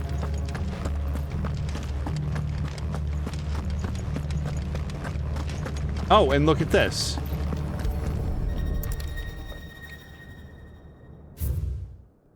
Balmung Dark, writ of designation. The Kingdom of Waloed hereby designates this facility as a prison for the detainment of bearers both foreign and domestic. The purpose of this facility is to rear and train a Kuza Beast for deployment in the field. The aforementioned purpose is a matter of strictest secrecy, and any mention thereof is to be punishable by death. Captive bearers have been provided solely for the pursual of the aforementioned purpose. Express permission is required for use of bearers in any other capacity. So this place was no ordinary prison. And I doubt they'll have taken the creature with them when they fled. And it would be easy to say, well, wait, why were they writing down their evil plan? But if there's one thing that's true about authoritarian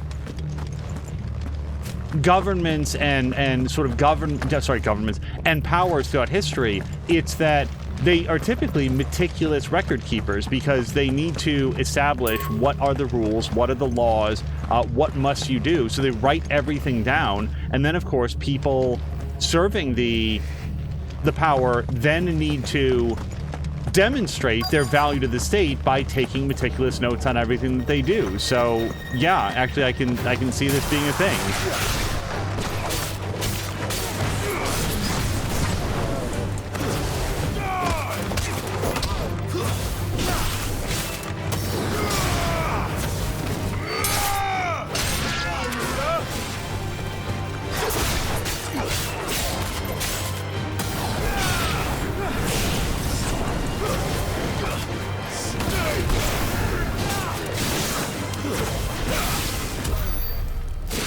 Torgal, again, you get credit for that one. I really just helped out slightly.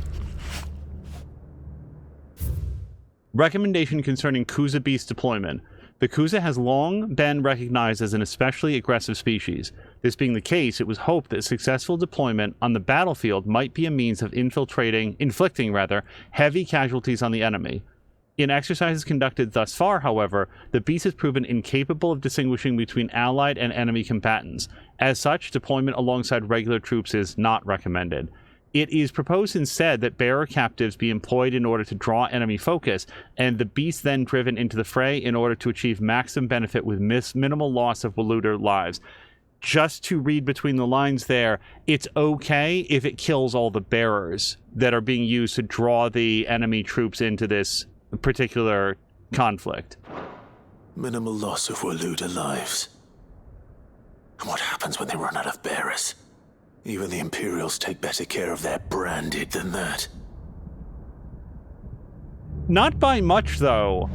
I was actually thinking before he said that, it's not going to be very easy to come up with like a harsh judgment against the folks here in Waloed, based on how things have gone over in Storm.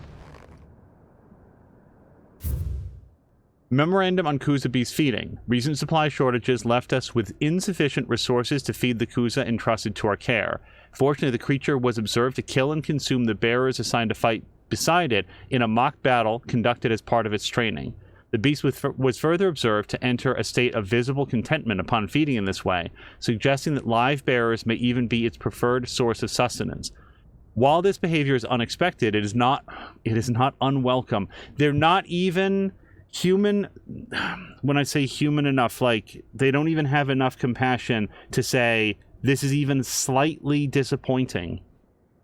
Bearers no longer of use for training purposes can now be repurposed as required. They were feeding bearers to it.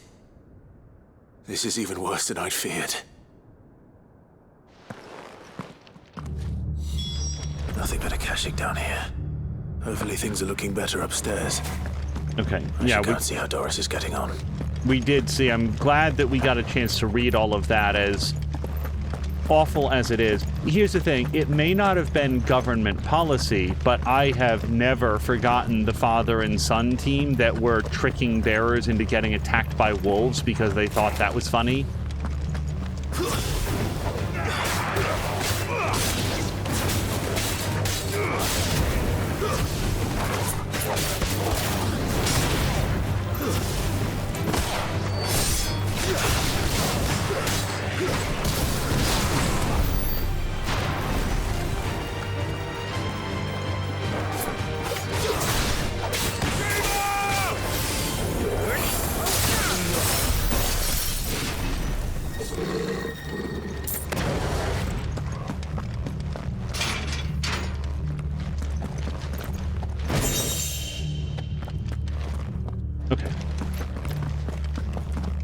I very much remember that there's some dudes down here. We came up, we saw them, was like, let me go check on downstairs first.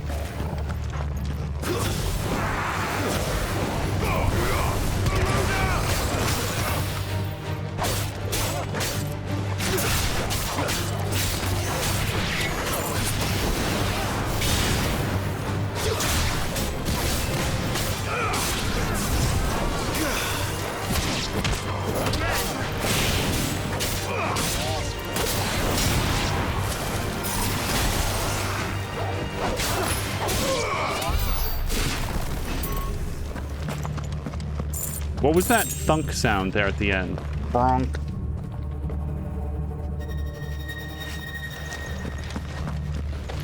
I don't know. Let's pet Torgal though. Torgal, no, come close. There we go. Fetch. Oh, I really like Torgal.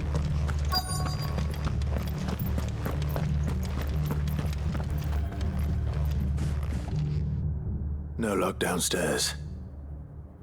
But I did find out that this place was more than just a prison. Something far more sinister was happening here. I know. I've been reading some of these documents and... it can't be true, can it? Bearers die every day in service of their masters, but this is so much worse. Pitting bearers against a wild beast armed with nothing but their wits? And all in order to bring about more death. And not just those who could fight, but the elderly, children even, and those who wouldn't or couldn't were disposed of. Whatever that means. I'm afraid it means they were fed to the monstrosity they kept here. Then we're too late. And I was a fool to bring you here. Don't say that. Did you find anything else? A key. But it doesn't fit any of the locks on this floor. Perhaps it will fit one of the doors downstairs. There's a corridor I haven't searched yet. Finish up here, then come and find me when you're ready. All right. I'll be there in a moment. If we don't find any survivors, we've risked our lives for nothing. Take care. That creature might still be here somewhere. So here's the thing about that line of thinking. We didn't risk our lives for nothing. We risked our lives on the possibility, even a likelihood, that there were people here to rescue. What if we hadn't come? Would that have been better? Never knowing what had happened here, what had happened to the people that were forced to stay here, forced to be used as training fodder for this creature. I don't think that a trip made in good faith like this would ever be in vain. I don't think that it would be for nothing. Sometimes you do your very best and it doesn't work out. You still get to look back and say, I did the best that I could as soon as I could. It's one of the reasons I wanted to prioritize this quest.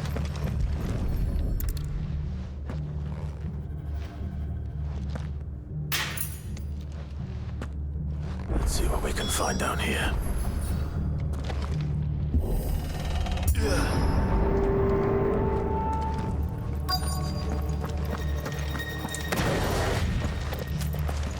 Oh, well, we're definitely going in there. Hold on just 1 second, though, because if I was to guess, there's going to be a cutscene on the other side of that open grate.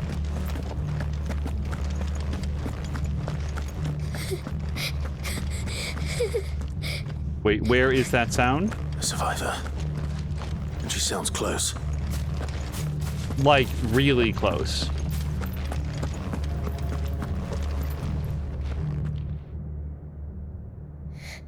Who are you? There's no need to be afraid. Are you alone? Are there any other survivors? Some of the guards. They're still here. But something's wrong with them. Everyone else was eaten by the monster. Of course there were. Thank the Founder. It was worth our coming. But I'd rather we didn't linger. Are you ready? Ready when you are. You poor thing. He must have been terrified. Did Chadwick send you? What? He fought the monster. Distracted it so I could run away. He must have sent you. He promised to free the others too. Where is he? He opened your cell, didn't he? He wouldn't be here otherwise. Chadwick.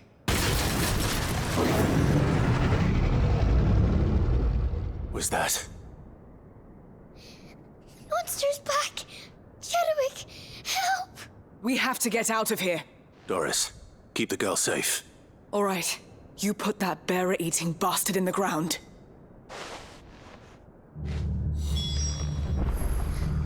We have to run. You're safe now. We won't let it hurt you. I'll look after the girl. You teach that thing a lesson. It won't be able to... They're waiting for me. I can't let it live. Not if it's got a taste for bearers.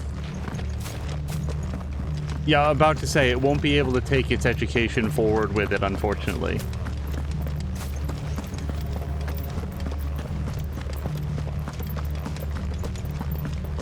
Before we go through, well, there's no abilities that I don't like. Let's just try this setup, because part of me wants to go Big Fist.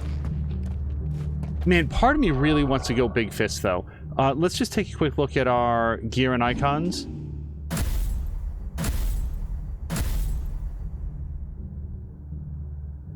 I do like this set, but I do think that we're going to... Let's keep Gouge, but I would like to have Thunderstorm.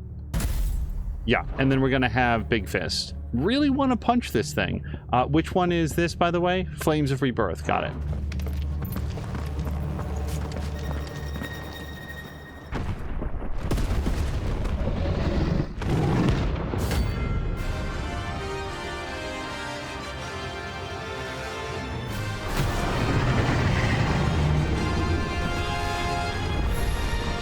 The beast will wreak havoc if it ever leaves the prison. I can't let that happen. Nice try.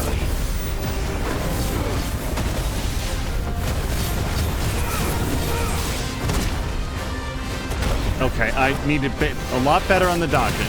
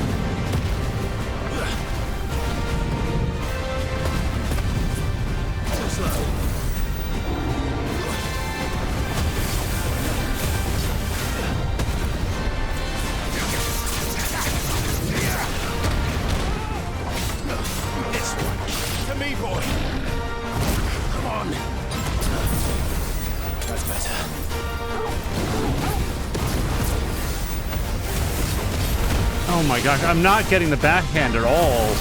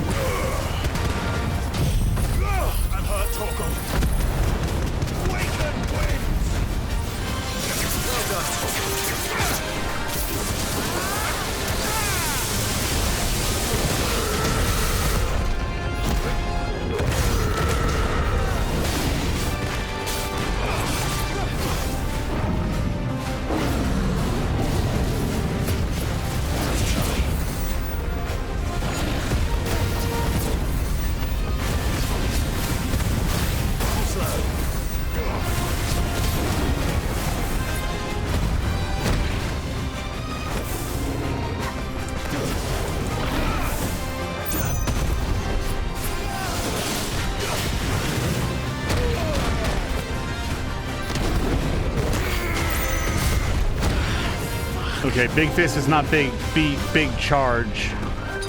Pressure already. For you, brother.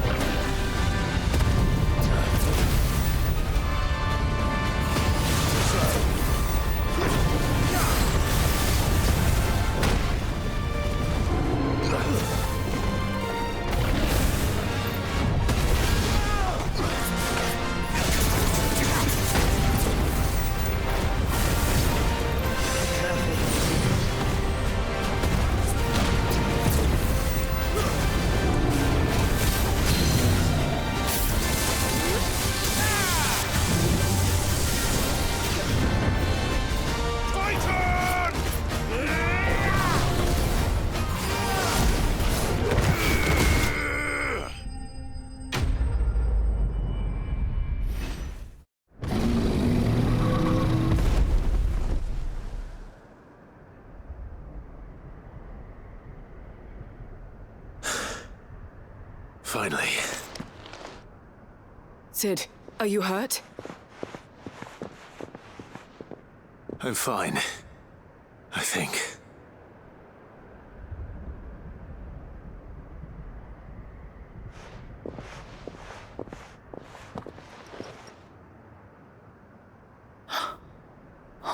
No. What is it? A diary. I gave it to Chadwick before we went our separate ways. He was here. Do you think that creature? I'm sure he fought bravely to the last. The girl is safe thanks to him. Chadwick. You fool. Come on. We have to get her back to the Hideaway. We don't want his sacrifice to have been in vain.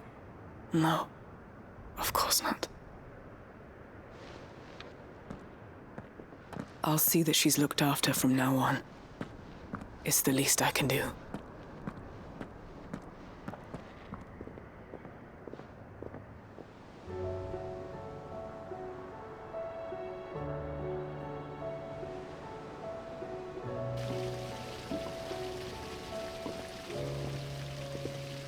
From what I hear, you've barely left the girl's side in days.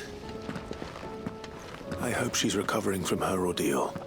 She is. Slowly but surely. She's far tougher than she looks. I thank the flames we found her. If we hadn't... I know. But we did.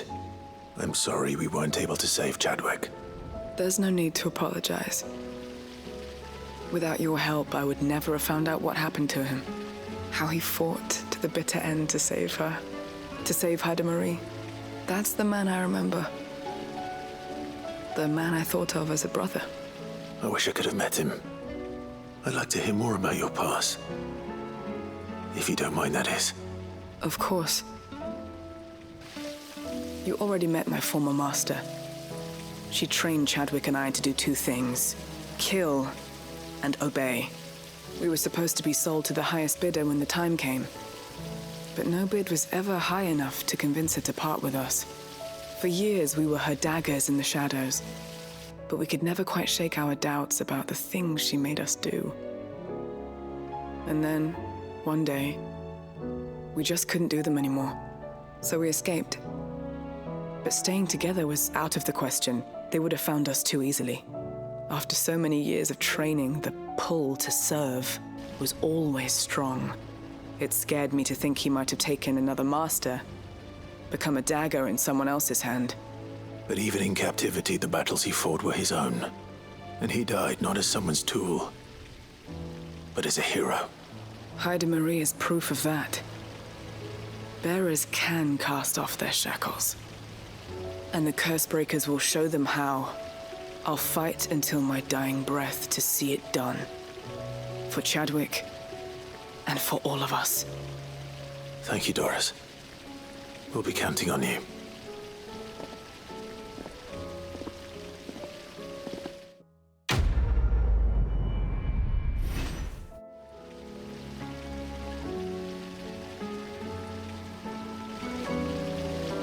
I don't think this is a point that I would make, like, right at that specific moment, but Doris herself is also evidence that bearers can cast off their shackles. She went through the same thing that Chadwick did, and now look at what she's doing. Look at how far she's come. All right, let's... Oh, so in my headcanon, we would not have left Ash without doing some of the other things that we were on that continent to do, so we're going to go back and do the other quest that we had there.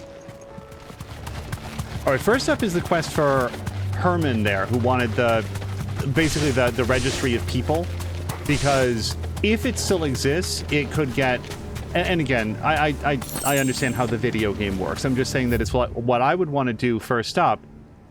Oh gosh, so we want to head sort of northeast here through the Beldam Boughs, and then on that passageway. So yeah, northeast. We don't have a, hold on, I'm so sorry. This way? Yes. The material that he's looking for could be lost, damaged, stolen, damaged by the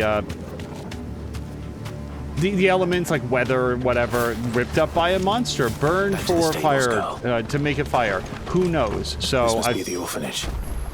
Hopefully the registry is still here.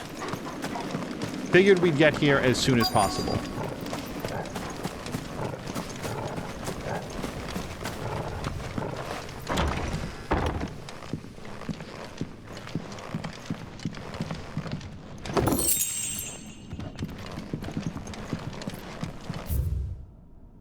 Badbach Conservatory, Writ of Incorporation.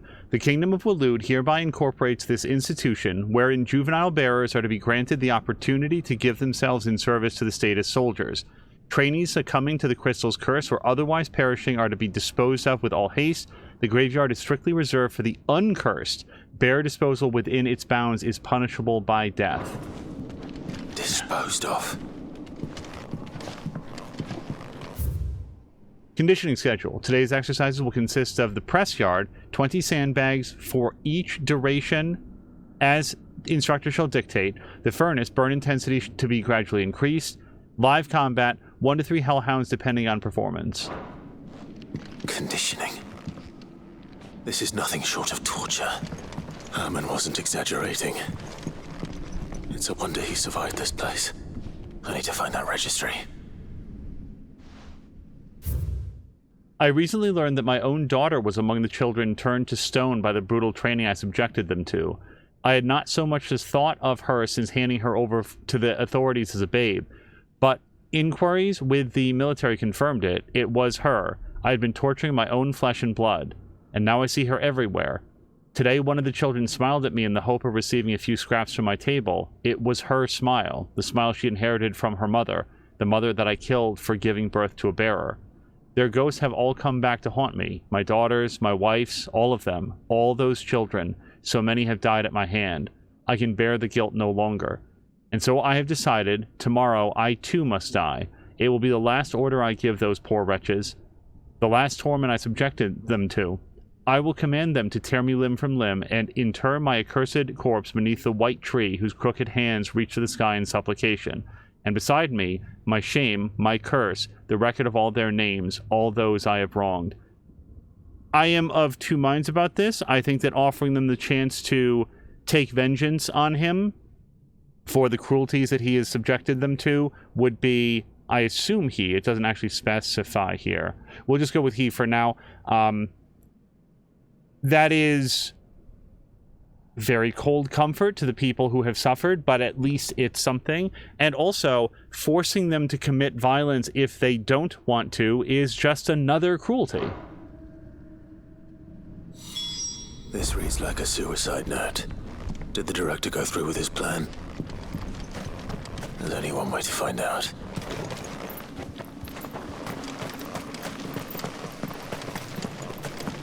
Not in my final... My final acts shall be to help as many of the children to escape as I possibly can, get them to safety. Even if it costs me my life, I must try to make amends and get, you know, for every life I save, it can never ever undo what I've done, but at least I can give some hope to some few. None of that. Just, oh man, I feel really bad about what I've done, and it's kind of like bumming me out, so I think I'm going to take this way out. And not even do it by my own hand, it's fine. Sorry, just really mad about this guy. There's some dark storytelling in here, and it deserves to be. Like, this was a game made by thoughtful people, and it really doesn't take very much imagination to extend Bearer to... White tree. This must be the place. Any number of real-world disadvantaged and suppressed populations, persecuted populations in the real world.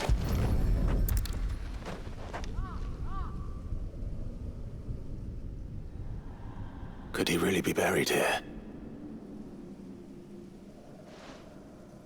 There's something hidden among the roots. Let's see.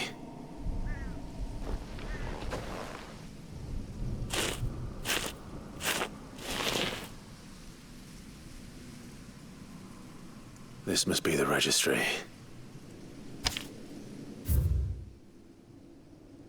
I don't know that I want to read all of these. It just seems like it's going to be a big list. A lot of them apparently, I don't know if this is date died or just in a registry of who was here. Probably, oh, bearer losses, it does say up there. We've got lithification, emaciation, which is starving to death, malnutrition, succumb to conditioning, disciplined for attempted fight, succumb to conditioning, lithification, emaciation, and it looks like it goes on from there. So many names. This place was a slaughterhouse. And where is the architect of all this misery?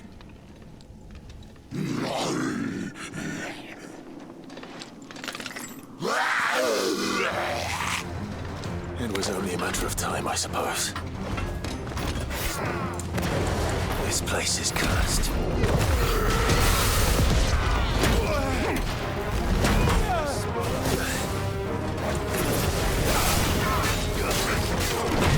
Darn it.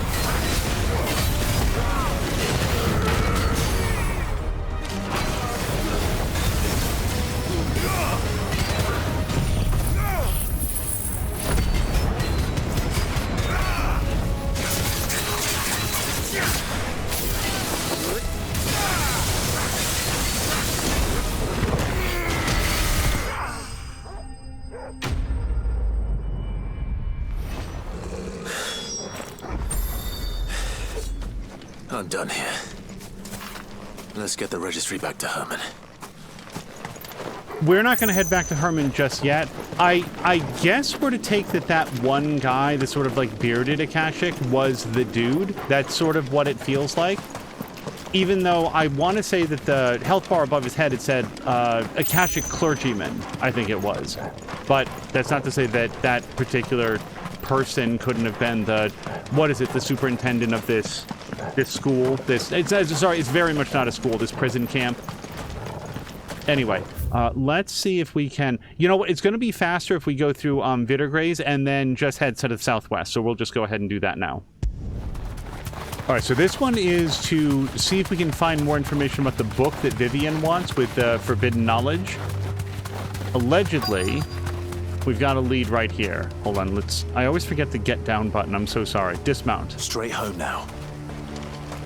The entire village looks abandoned.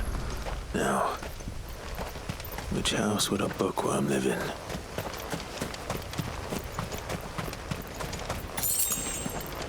In terms of architectural design, the areas in Ash remind me a lot of Resident Evil 4. Like, you downcast this and put in some rain and mud and bear traps everywhere, it feels a lot like it could be like the outskirts of the village from the very beginning of Resident Evil 4. Which is probably just drawing from the same sort of like stylistic inspiration that was used to make that game. All right, let's head over here.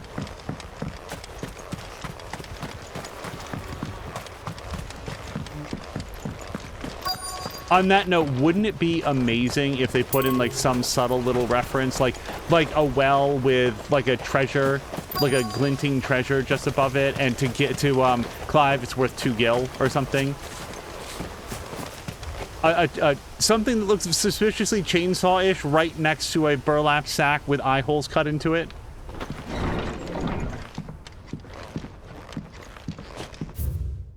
Royal Intelligencer Training Report. In the wake of the tragic fire at Caer Norvent in 873, and the subsequent depletion of our highly practiced intelligencers, all mainland strongholds were instructed to redouble training in clandestine maneuvers, improvised weaponry, and assassination techniques, and dispatch promising volunteers to Stonehere for inspection.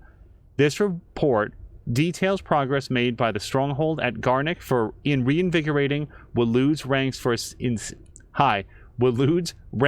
of esteemed intelligencers. This is a Royal Army logbook. Did he take this from the local barracks? A complete botany of Banes.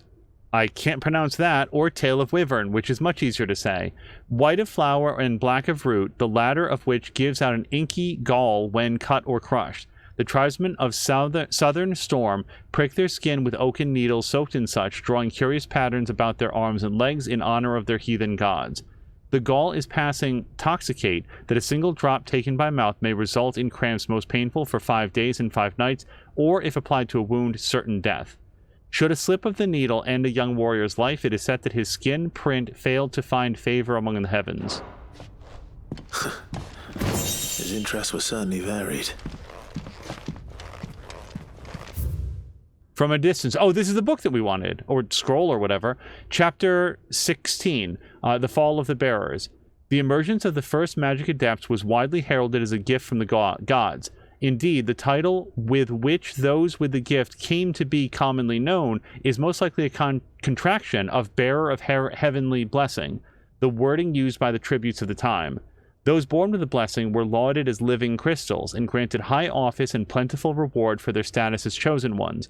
Over the years, this reverence for their kind would become a full-fledged religion led by the bearers themselves, a development that would prove fateful. The divers... So this is the second time it's been... In the United States, we would always spell diverse with an E, so I'm going to say that this is diverse, but this is the second time that it's been with this specific spelling, so now I'm wondering if it's not a typo, but rather reflective of spelling elsewhere in the world, like color with a U, for example. The diverse nations of the time were unanimous of their disapproval of the founding of the church, while the authorities had for years welcomed bearers into positions of power in their own structures of state. They were mistrusting of an organization led by bearers for bearers. Efforts were immediately made to chasten the church and its followers, banning members from holding office, evicting adherents from their homes, and breaking up meeting by force. The church responded by forming a volunteer army to resist this persecution, and yet it continued, creating a cycle of ever-increasing bloodshed and rancor, and a growing rift between those born with the blessing and those without. What began with beatings and street clashes would eventually spill over into an all-out war that consumed the greater part of the twins for nigh a generation, and decimated the population of men and bearers both. The deluge of blood that stained the land crimson, and left an even more lasting mark upon the minds of the Valisthian people. After the bearers' last resistance was crushed, the nations of Valisthea came together to sign the Continental Accord that initiated the system of slavery that persists across the realm to this day. Its well-known phrase, "bearers are other than human," has its roots in the bitter war of the years before, being the unblessed's only excuse for their calamitous refusal to allow the blessed to decide their own destinies. This is it. But if what it says is true, I need to get this back to the Hideaway. Okay, but 5 seconds though, I wanted to read whatever else is in here. Also, this sort of goes a lot beyond what I had thought, which was that bearers were treated as slaves and less than human, untouchables, the lowest of the low in society, because they could do things that were beneficial to society, but forcing them to do so would kill them. So the best way to get everybody on board with these people that think, that feel, that talk, that have families, that are no different from everybody else, except that they have like the ability to generate wind or ice or water from their hands. Oh, well, those people were allowed to use them as disposable tools because they only look human. They aren't actually human. And I thought that it was that sort of very strategic dehumanizing to make the cruelties against them acceptable. This seems like it goes a lot more, that they were angry and jealous that they were forming a church, and we don't get a lot of context there for like, was the church up to nasty stuff, or was it just seeing them not only having extra abilities but then sort of forming a an organization to hang out with each other? Did they feel like they were enriching themselves at the cost of everybody else? There's so many ways for jealousy and anger and vindictiveness to creep into that. It just sucks all around. The folklorist Fabulary, the Moogle. No spirit or sprite appears more often in Valisthian folktales than the humble Moogle. Though they are occasionally painted as mischievous souls akin to pixies or imps, most stories depict them as clumsy yet congenial spirits that delight in helping mankind with their daily labors. They are said to have sweet tooths, leading to the common superstition that one must not leave cakes or other sweetmeats uncovered overnight, lest naught but crumbs remain in the morning, or come in the morning. Whatever. In appearance, they are described as being covered head to toe in soft white fur, excepting the small dark wings by which they are somehow able to take flight, and the brightly colored pom-poms that protrude from the tops of their heads. And yet, there's one detail regarding the Moogle that most find more remarkable than even the orb that tops its brow, the fact that the creatures actually exist. Preposterous, I hear you cry. Everybody knows that Moogles are the stuff of legend. I quite agree, but every legend has its basis in truth, and in the case of the Moogle, the fact may not be so dissimilar to the fiction. Ancient bestiaries list the white mole whose feet do not touch the ground among the beasts of the realm, and the illustration behind the name, why it is none other than the Moogle. Of course, it is true that the creatures are not known to still survive in the twins in the modern day. Perhaps their miniature wings carried them to other climes. Perhaps they were hunted to extinction, or perhaps, just perhaps, they do still live among us, hidden away far from human view. We should show that to Nectar. I bet he'd get a kick out of it. I think we've read everything in this room now. Let's take a quick look. Yes, we read that, and we read that on the table, and we read all of this.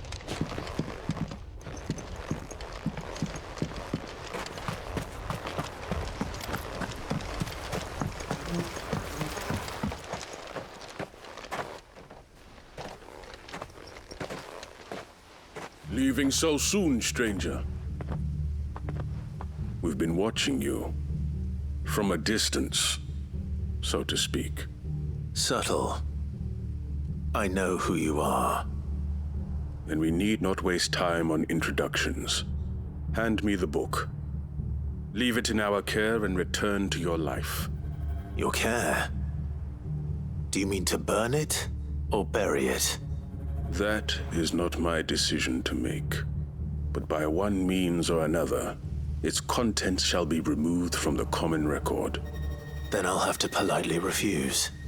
I won't let you erase our history. Then we find ourselves at an impasse. Very well. The book can just as easily be pried from your dead hand.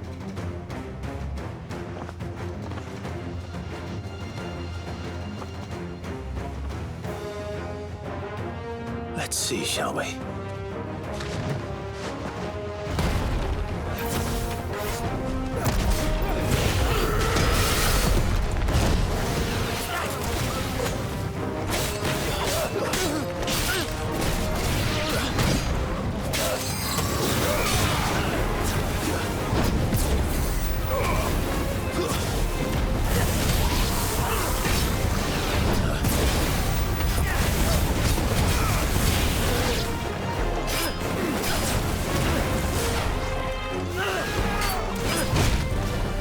I don't know why. I just took that.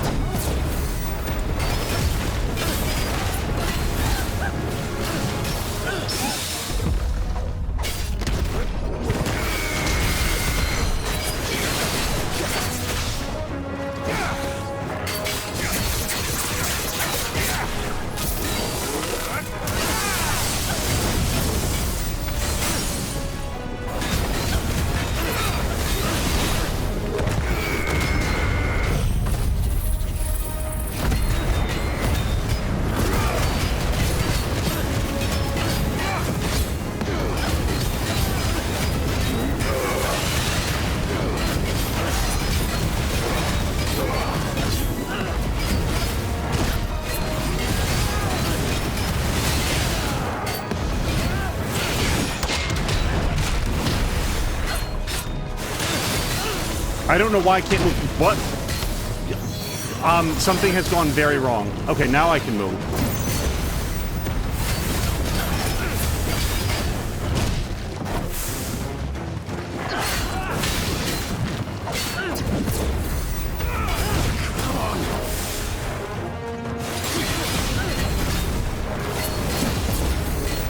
It's over.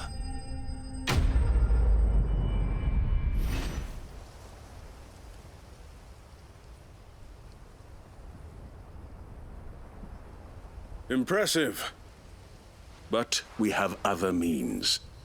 We shall claim the book yet. Why do you want it so badly anyway?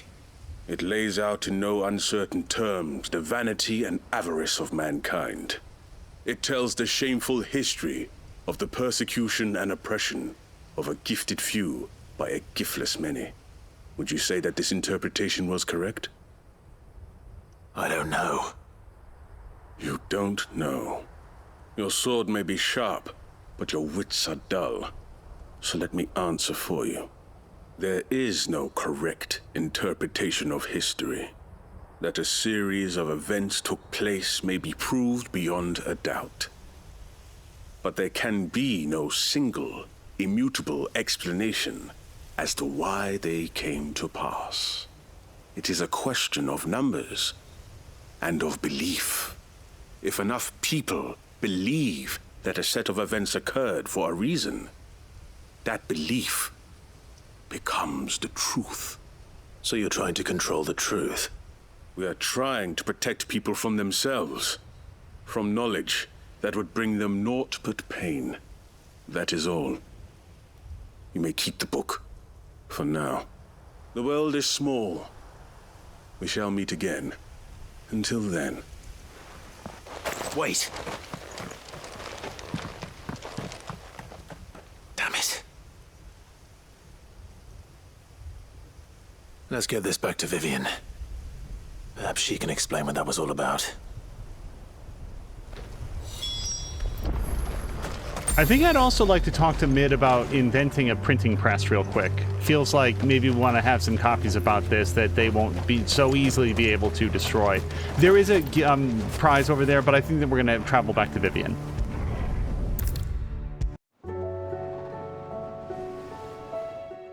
Vivian. I found it. The book you lost.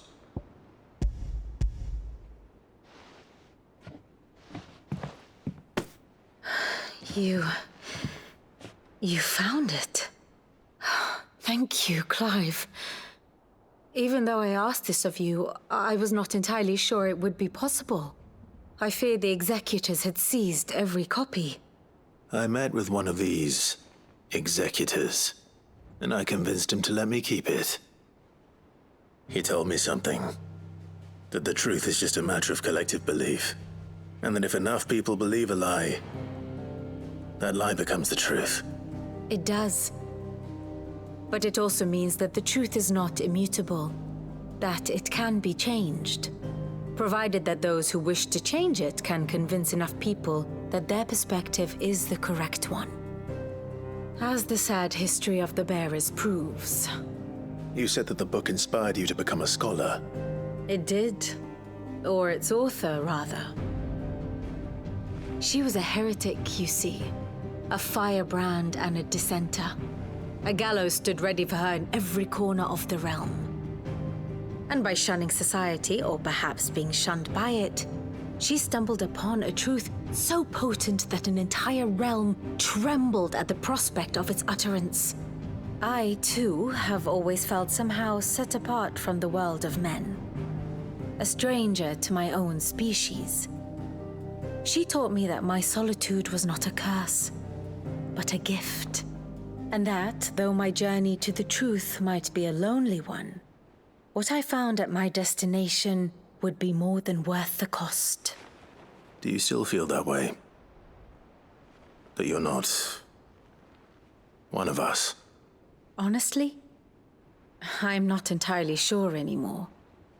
Since coming to the Hideaway, I find my thinking somewhat clouded. Perhaps the result of studying mankind from a rather closer perspective than I had intended. But the more I study, the more I find value in this perspective. In looking not from the outside, but from within. So if you'll permit me, I'd like to continue my work here. Remember, Clive, when enough people believe, belief begets truth. Give the men and women of this benighted world the gift of truth. Make them believe in you, as I do. I'll try, Vivian. I'll try.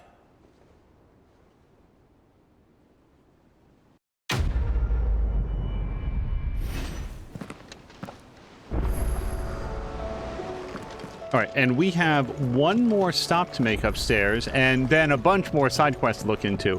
Let's pop up here, and we're going to turn over the registry to Herman. It was very, very important to him. I'm glad that we will be able to report back that we got it.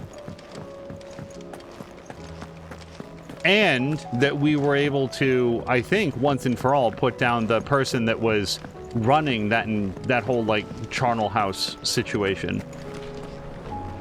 I hear that you traveled to Ash, Sid. Did you by any chance recover the names of my fallen friends? I did. Yes.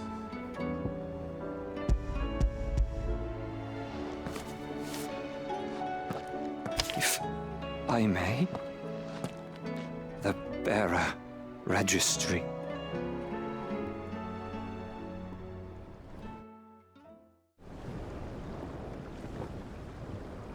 The director was a brutal man. He got no worse than he deserved. The registry was all I found beneath the tree. There was no sign of a body. Or any record of what happened to the children after the orphanage closed. I pray that at least some of them survived. All their names are here. The ones we lost. My friends. My light in those dark times. I can still remember their faces, like it was yesterday. Children who were taken from their bunks in the morning, never to return. No explanation ever offered. They'd be happy to know that you survived, Herman. But why did I make it out alive, when so many others died in that awful place? It's not your fault. And blaming yourself won't bring them back. Honor their memory. See that their names live on. That way, at least. They're never truly gone. Thank you. Sid, I'm going to write a book. An account of the horrors of Badbach, and the spirit of those its custodians sought to crush. All of Valisthea will know of our suffering. And in the name of those I lost, I will not let it happen again. Neither will I. These records would have been buried for all eternity, were it not for you. Thank you.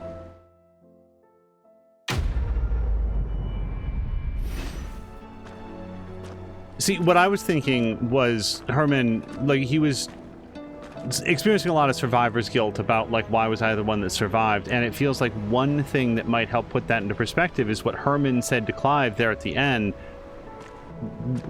These names are now known because of Herman.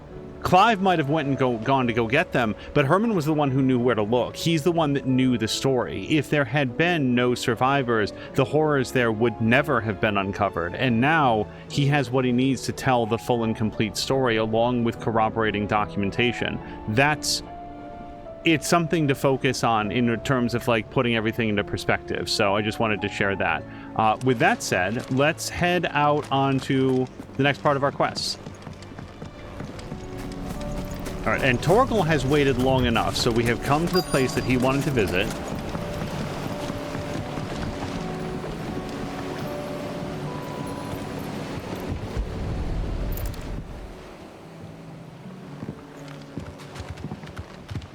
It's still here.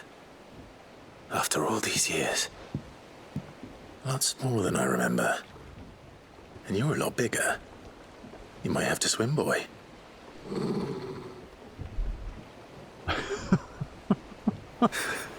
I wasn't being serious. You two go on without me. I doubt that boat will hold a third. If you're sure, we won't be long. Hop in, boy.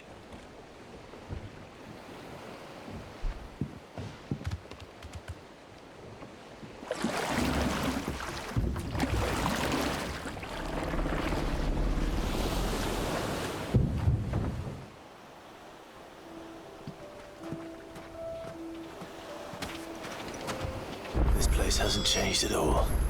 The rookery's right through those trees. Come on. Race you there?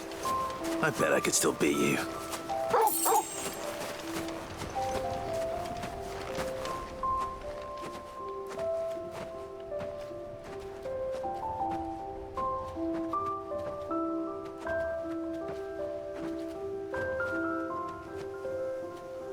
Here we are. This was our hideaway. Wasn't it, Torgal?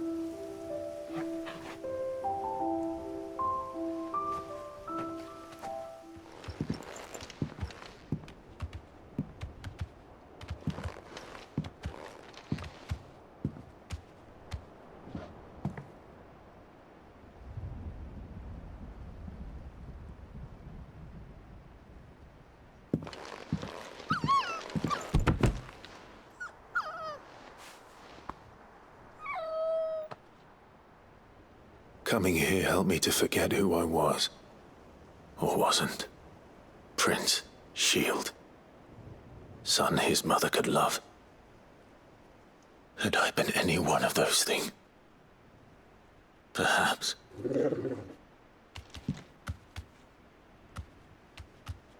What is it, boy?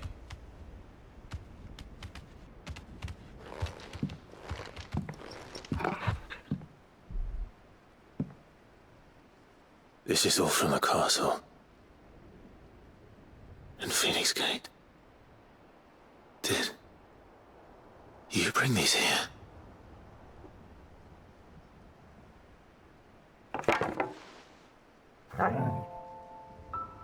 My sparring sword.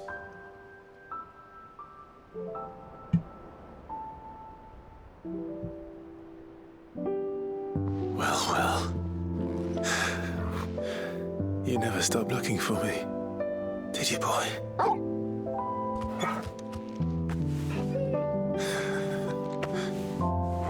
Thank you, Torgal. For never giving up. For never forgetting.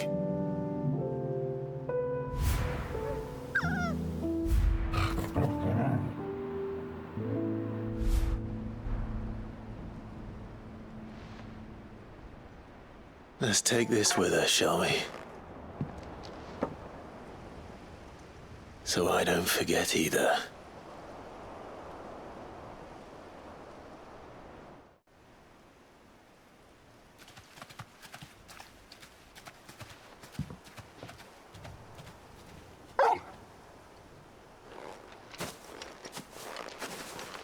That's not the way back to the boat, Torgal.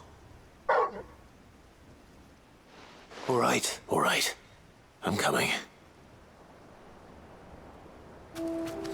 We'll see what else Torgal has planned, but at the moment it seems like Torgal was sad that he hadn't yet had a chance to give Clive his sparring sword back, and I want to pet him very much. You're right, boy. I know Clive just did, but I didn't. I think I know where we're going.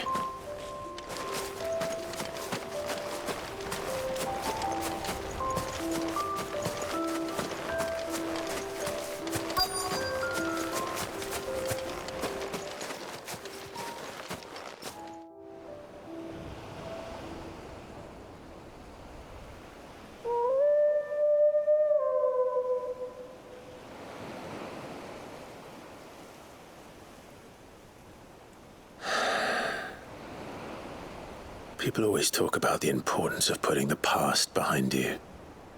But without it, we wouldn't be who we are today. And we certainly couldn't steer our way to a better tomorrow.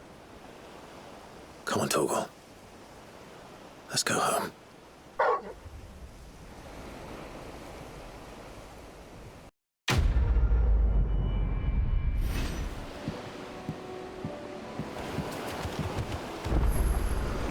Sorry for the wait. We're ready. Really, we're not going to share with Joshua what all of that was about. I mean, I guess that's fine, but I wish he had been there because it seems like this was part of his story as well. All right, now we're here at the Old Hill Docks looking for Aiming High, which is this is the quest about the kids feeling that Mid is not doing well, feeling distracted, and wants some parts. So we're gonna see if we can find the oil and maybe go to the desert tour in Carava after this. Mid's oil. After what happened here, it's a miracle there was any left at all.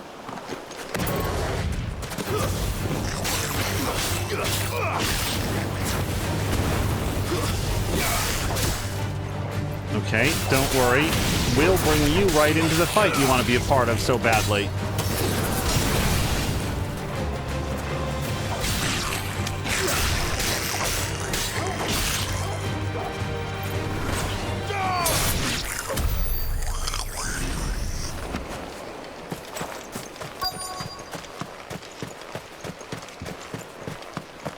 All right, it should light up when we're near the next oil. Ah, here we go.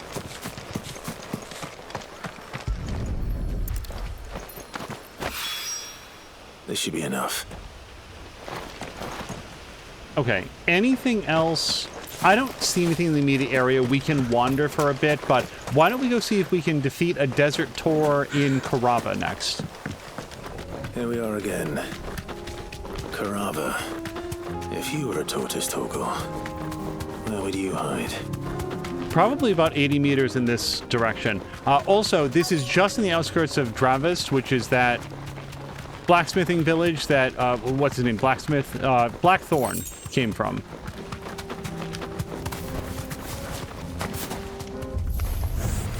It looks like we found him.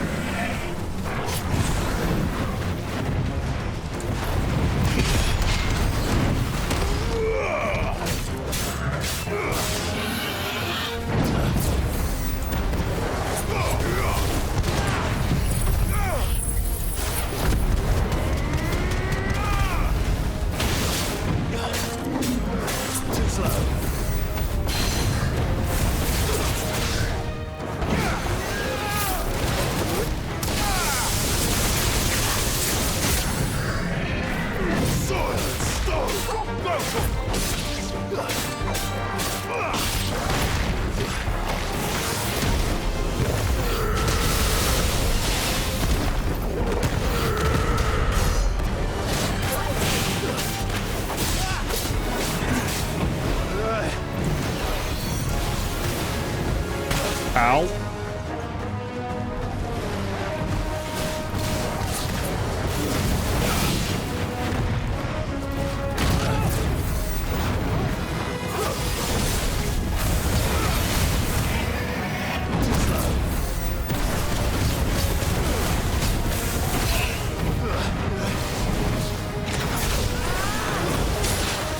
Oh, he spit me right out of the air.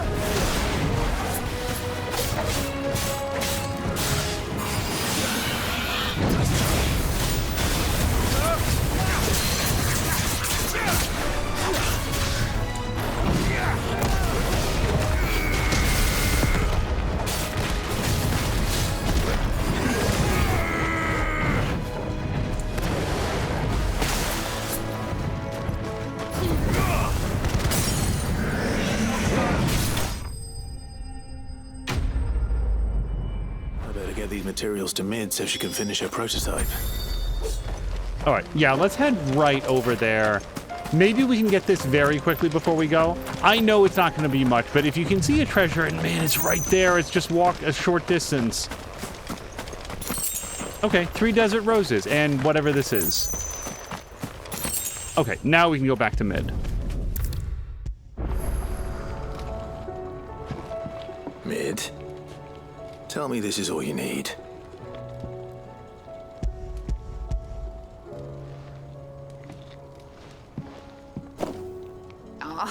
You make it sound like I asked you to save the world or something. Tell me this is all you need. It's most of what I need. After you left, I went over the figures again, and I realised I'd forgotten a 1 and a 0. And a cogwheel. Just a tiny one. Though, that's the problem. Gears that small are a bastard to make, and I may have lost the one Blackthorn spent a fortnight toiling over. wait. The children. When they took apart your scales, there was a tiny brass gear.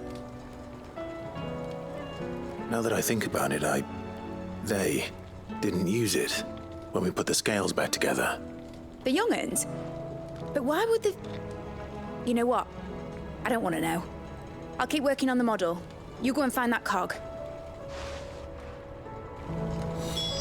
I'm not even kidding. As soon as she started talking about a tiny gear, I was like, oh, that's the thing from the scale. The extra part. I'd been thinking about that. Like, there was no... It was just like, oh, Clive didn't use it. I wonder why not. Like, the kids were talking about it when he left, and then it just never came up again. I'm actually really happy that it has. Sid! Is Mid still hiding from us? She wasn't hiding. She's fine. She's just busy working on her next project. A new invention? What is it? What is it? Is it an airship? I bet it's an airship! Do you think she'll let us help? That just so happens to be why I'm here. She needs something special, something only you three can provide. A brass gear. A tiny one. One that might fit on, say, a set of scales? Oh, the one you forgot! We remember! We saved it, just in case. It's in the bag of bits. Since your lesson, we've been disassembling, then reassembling everything we can find. All the pieces that are left over, we keep under our beds, just in case. That's good to know. Look! I found it!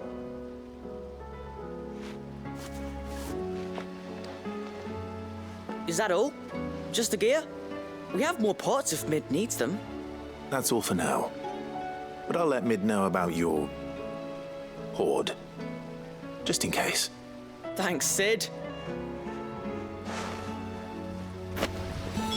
Hey, listen, the kids didn't use it as like a skipping stone and throw it into the lake, all right? They had it.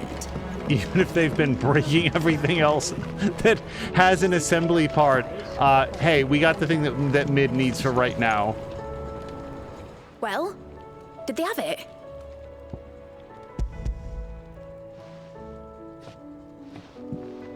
They did. And they kept it somewhere nice and safe. Will it work? Will it work? He's perfect! You're a genius, Clive. What exactly are you going to use it for? Only the most important job of all. The wings aren't going to move on their own. But with the right cog in the right place... Well, you just wait and see.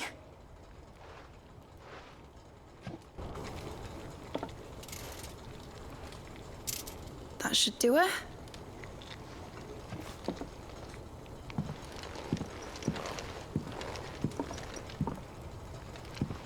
Here goes nothing.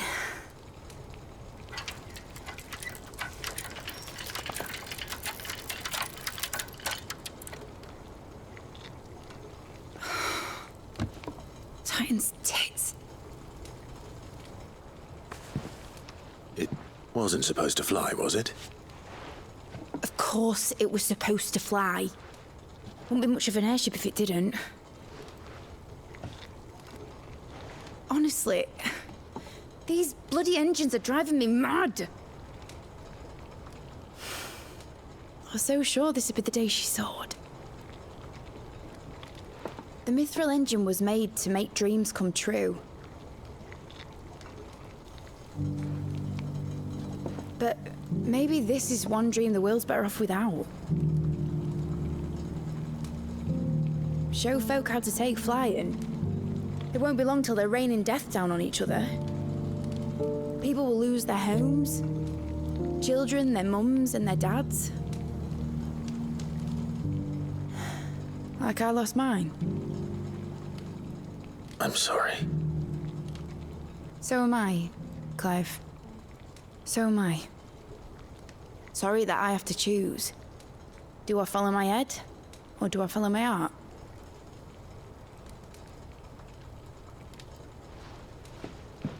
Good question. The first time I stood on the deck of your ship, felt the wind in my hair. It was like I was flying. But imagine how it would feel to actually do it. My dad always said there were two ways of living life. Chasing a dream or shuffling to your grave. And he were right. Right about a lot of things. Not that I like to admit it. People need dreams to chase. Especially in a world like this.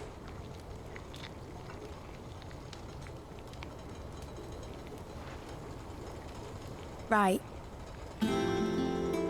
When this is over, I'm gonna take all my mithril engines to Zemeckis and sling them over the edge. I won't have my dream end up turning into someone else's nightmare. But all that hard work... All that hard work will not be used for war, Jamie. But it ain't like it'll be gone. Tell me, Clive, have you ever been on a treasure hunt? Not since Joshua and I were boys. Why do you ask? Because I'm gonna bury the engine schematics and leave behind a little riddle telling people where to find them. A really hard one, so that only the most dedicated dreamers will ever be able to work it out.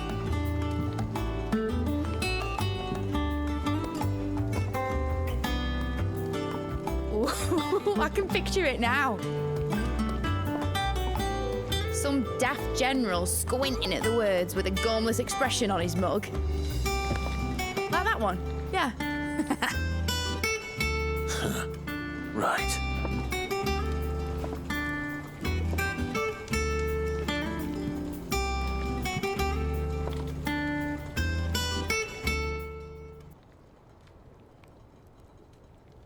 Of course, if I'm putting this engine at the end of a treasure hunt, I'll still need to make it a treasure worth hunting for. Won't be much of a prize if it couldn't even make a toy boat fly after all. My dad always said, dream big. But it ain't the size of a dream that's important, is it, Clive? Only that it's a good one. And I reckon I've got a fair few good uns left in me. I'm sure you do.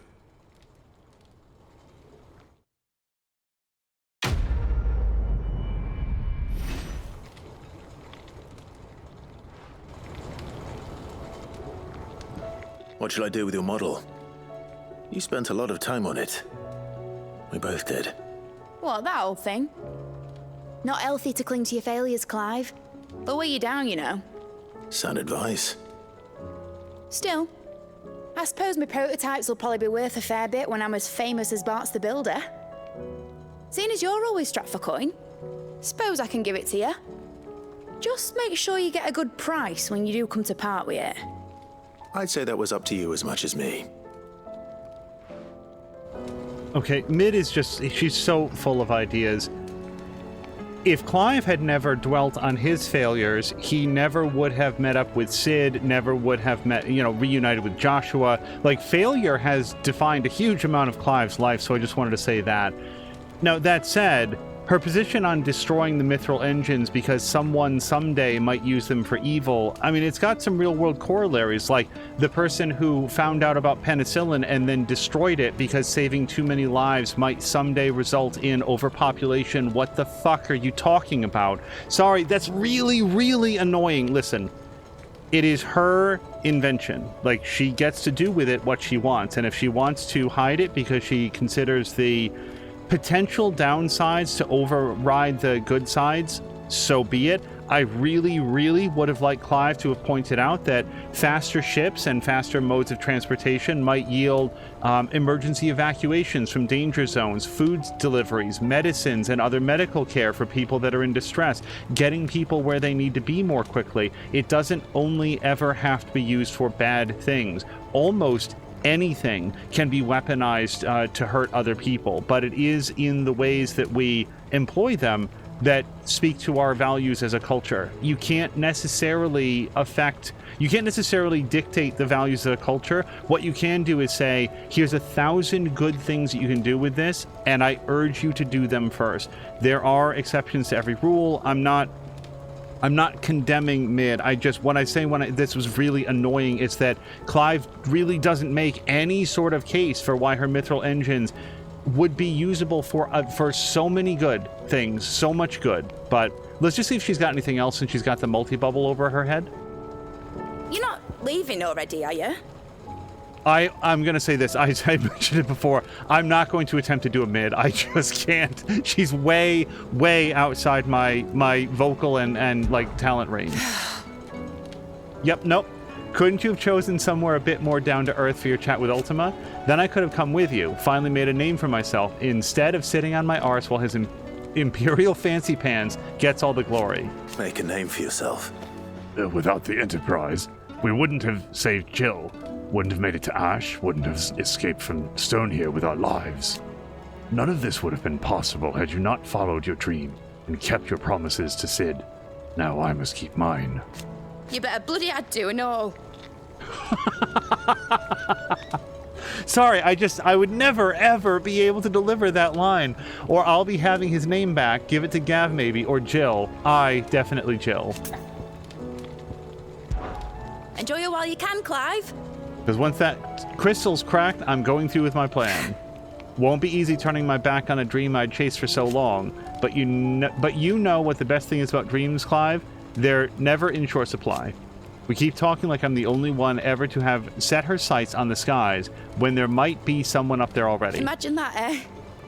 Hey, imagine when his Imperial Fancy Pants gets back, I can ask him to take me up there so I can see for myself. Till then, though. I'll be down here with everyone else, dreaming away. Also, and again, it's her invention. It really is. I mean this. I would want to make a very strong case, but at the end of it, if Mid wants to destroy the schematics or hide them away behind an impossible riddle, okay, they do belong to her and she should be allowed to do what she wants. It just also feels like it's robbing her of her rightful place in history. She has invented something that others have apparently tried and failed for years, and she's the one that made it work. She did so with help from her friends, resources that were found and acquired from a variety of different places, but ultimately she's the one with the designs that got it done, and it just feels like throwing that away is obscuring her role in history. But that's my take on that. You know, there's many other stories to engage with, and engage we shall. We're going to head on to the next one right now. Okay, and here we are. We're just outside the gates of Bocklid, just a few hundred meters down the road, and we're going to work on the one which is... Wait, which quest was this? Now I've gotten confused. Can't be Rutherford, can it? Right, this is the one with Uncle Byron, and he's in talks with a wealthy possible benefactor that wants to meet the outlaw Sid to gauge him up for himself. That's what this one is.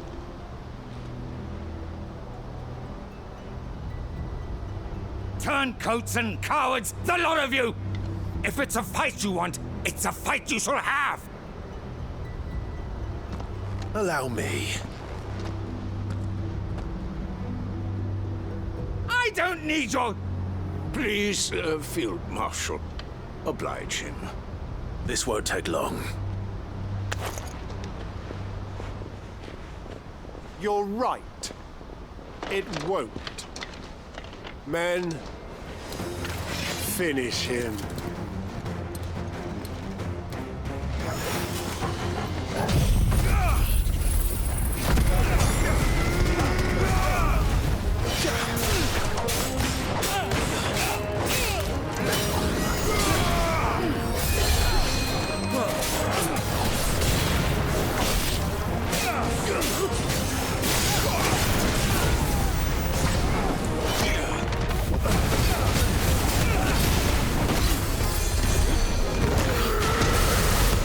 But I gotta find whoever's doing the healing. Nice try.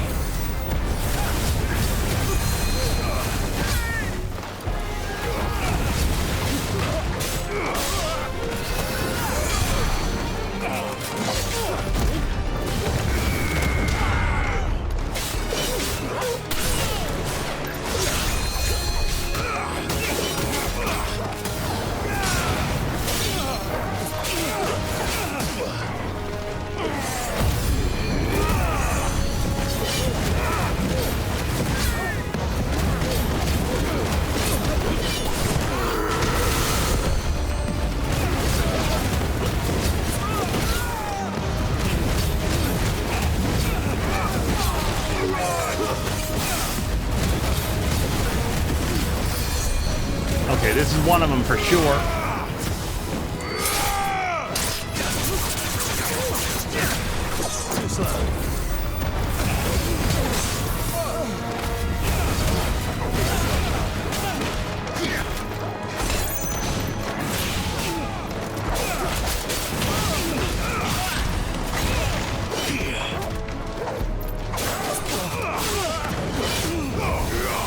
Oh, how did that miss?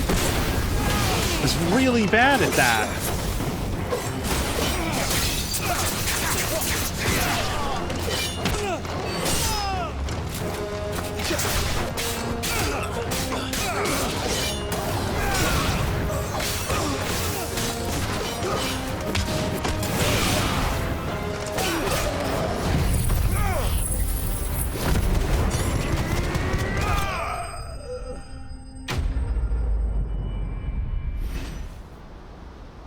A little longer than I'd have liked.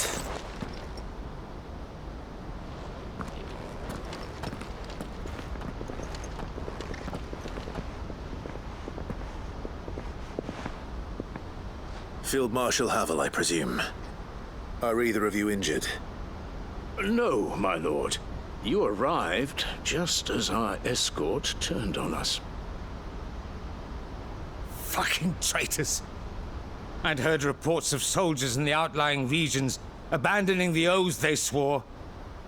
But I hadn't thought the corruption had reached so close to the heart of the Republic. It's a fucking disgrace. Your interfering old bastard of an uncle tried to warn me, of course. My lord Marquis. Or is Sid the Outlaw more to your liking? Call me what you want. It doesn't change who I am, or the urgency of the message I bring. My uncle has a plan to right the realm, and he needs your help to see it through. Before I agree to anything, I'd have you answer one question. What do you stand to gain from all this? I won't deny that I might benefit from further chaos. But I seek a new beginning for all of us. And while the choices I've made may not always have been the right ones, I know I made them for the right reasons. For so long, so many of us have been told how we could live, how we could die, when it should have been our decision all along. Now we have a chance to put things right. But in order to take it, we must stand together. Even if it be beside those with whom we don't see eye to eye.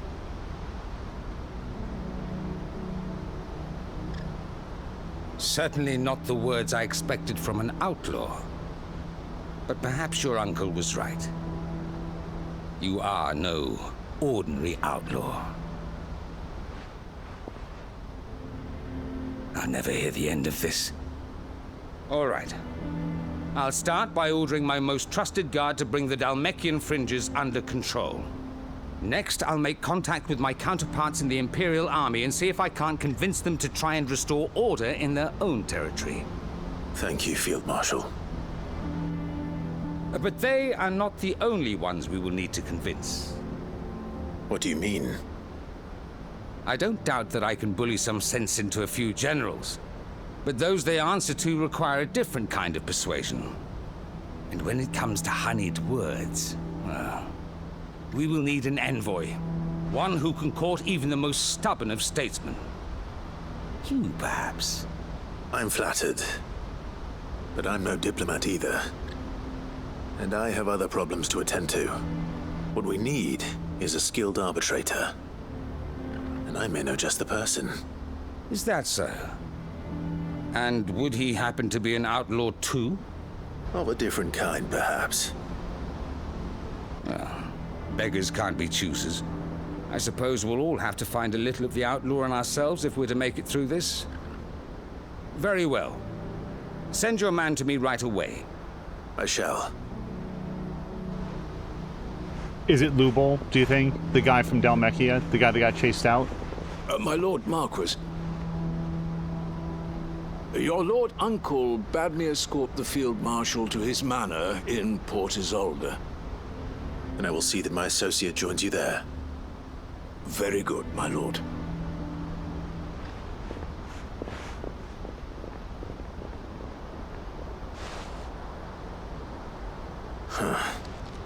An envoy. I'm not sure I'm the man to talk anyone round. I can barely convince my brother to take his medicine. No. This is a job for someone with experience. Someone like Quentin. I hope I can convince him at least. Quentin is interesting. I was thinking, it is Lubo, am I remembering the name correctly? I was immediately thinking him because he was able to successfully negotiate peaceful terms between the various factions in... Dalmeki is the name of the country. I don't remember the name of it. No, like in and around that inn that we were at. So he's a free agent now. He doesn't owe them anything. So I just sort of naturally thought for him. But no, let's go talk to Quentin. I'm very curious on how he's doing. All right, we're coming up on here. I think of this whole area as being Orbell Downs, but it could just be one of the subdivisions. But this place that was an abandoned farm. I made sure our fallen comrades were laid to rest. And they can rest easy, knowing that their sacrifice wasn't in vain. The justice was done. As for us survivors, well, we've just got to keep at it. Keep the family together. For their sakes.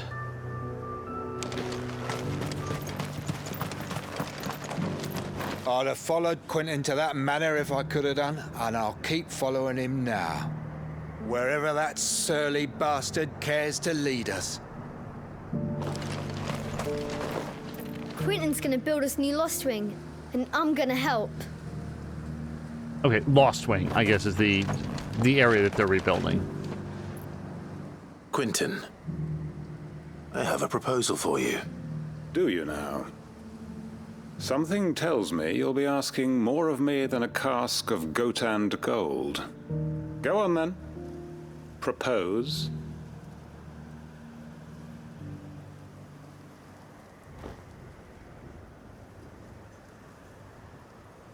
You'd have me convince the chiefs and chamberlains of the realm that they should simply swallow their pride and do the one thing that has proved impossible for thousands of years. Was there anything else? Perhaps I can fetch you a meat pie as well. I know it's a lot to ask, but I can think of none better suited to the role. And you'd have me give up what little I have left to do it. I told you, Clive.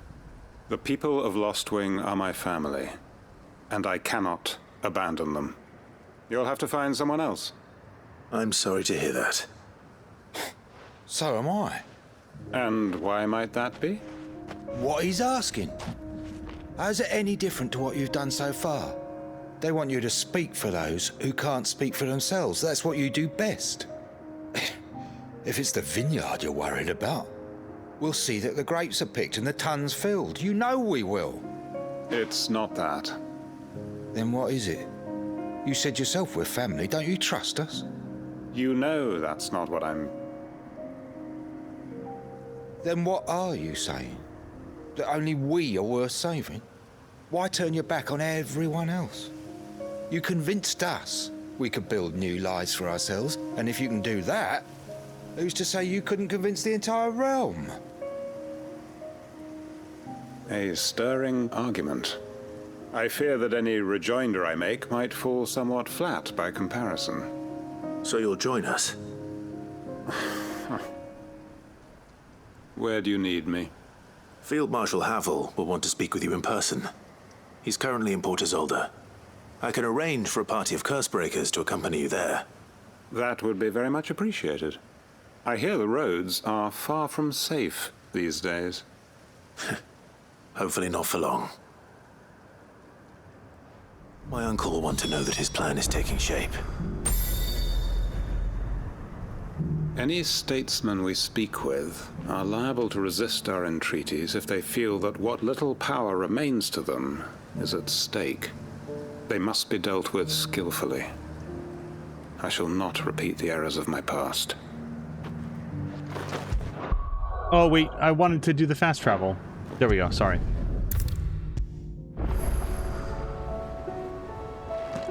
Uncle, I bring good news. The Field Marshal has agreed to your plan. Ha! Of course he has. I didn't doubt you for a moment, dear boy. Rutherford is accompanying him back to your manor in Port Isolde as we speak. They will await your return there. As will one other. One other? Who, exactly? Lord Havel was concerned that even if he could get the realm's armies to agree to an accord, he might not be as successful in convincing those with political power. He asked if I might have a solution, and I suggested a certain Imperial Lord Magistrate turned Liberator. One of your co-conspirators? Master Quinton would probably call me one of his, but yes. Another outlaw, then. Just the thing we need to put these rotten politicos in their places. Good thinking, Clive. I'm glad you approve. The more the merrier, eh? Uncle, assuming Havel and Quinton can solve our problem with the armies, you still haven't mentioned how we might manage the grain shortages. Oh, don't you worry, my boy. The 7 high houses will be seeing to that. They have all agreed to make the most generous of donations. Oh, of course, it did take a little persuasion, but luckily I had some unexpected help. From who?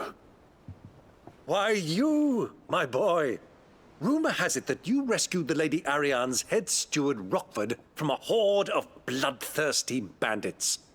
It was more of a handful. Well, the old battle axe was so pleased.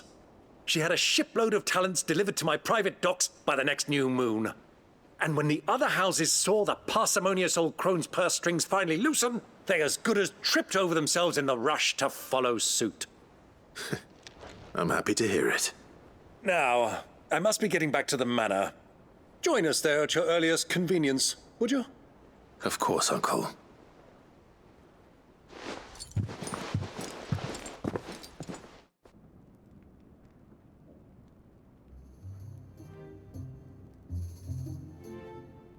And how, pray tell, will we get that grain to the capital if the roads are still overrun with Akashic? You find another bloody road. I only have so many men, and I'm not about to send them headlong into an ether flood. That is, unless you'd have them turn as well. Well, I'd certainly eat less. Says the man with a belly bigger than a band of curls. My soldiers actually need their rations. Without any food to keep them going, they'll be dead even before you've sent them on your fool's errand. If I may, gentlemen, perhaps I might suggest an alternative approach. Though supply routes are indeed disrupted, there is no shortage of ships. Indeed, they bob away in every bay from here to Randalar, awaiting a safe haven. Allow them to make port and fill their bellies full of grain. And once those who crowd the cities are fed, ferry the displaced back to the countryside to work the fallow fields. But I'm sure that you wish to continue your discussion. Forgive the interruption. 2 such firm friends as yourselves need no help from the likes of me. Rutherford spoke fondly of the great bond between you. Us? Friends? I can't stand the man. Clive, I'm beginning to question the quality of the company you keep. And what kind of company were you expecting him to keep? The man's a criminal. Criminal? How dare you? You are not fit to breathe the same air as this fine, upstanding young gentleman. Upstanding? He calls himself Sid the Bloody Outlaw! Once more onto the breach.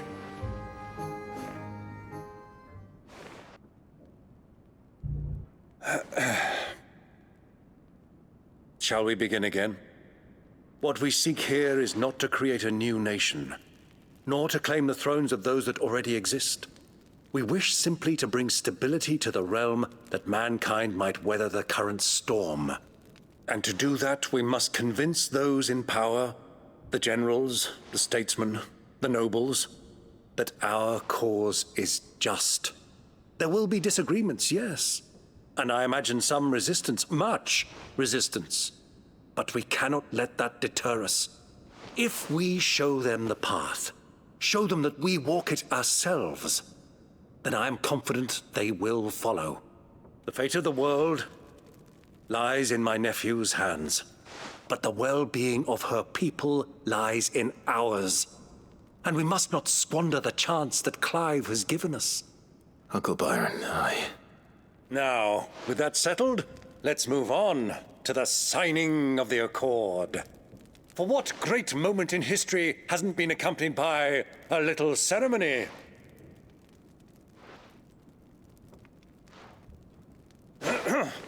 Citizens of Valisthea, I present to you the Tri-Unity. Rutherford, Mike Will.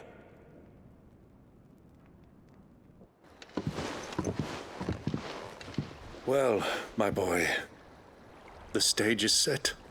That it is. This is the role you were born for. Now I ask only that you trust in the talents of your supporting cast. We shall play our parts to the best of our abilities, that you might have the opportunity to shine. The realm needs its Sir Crandall. And there is no better Crandall than you, Clive. I want you to keep this signed accord as proof of our faith in you. I will. Thank you, Uncle.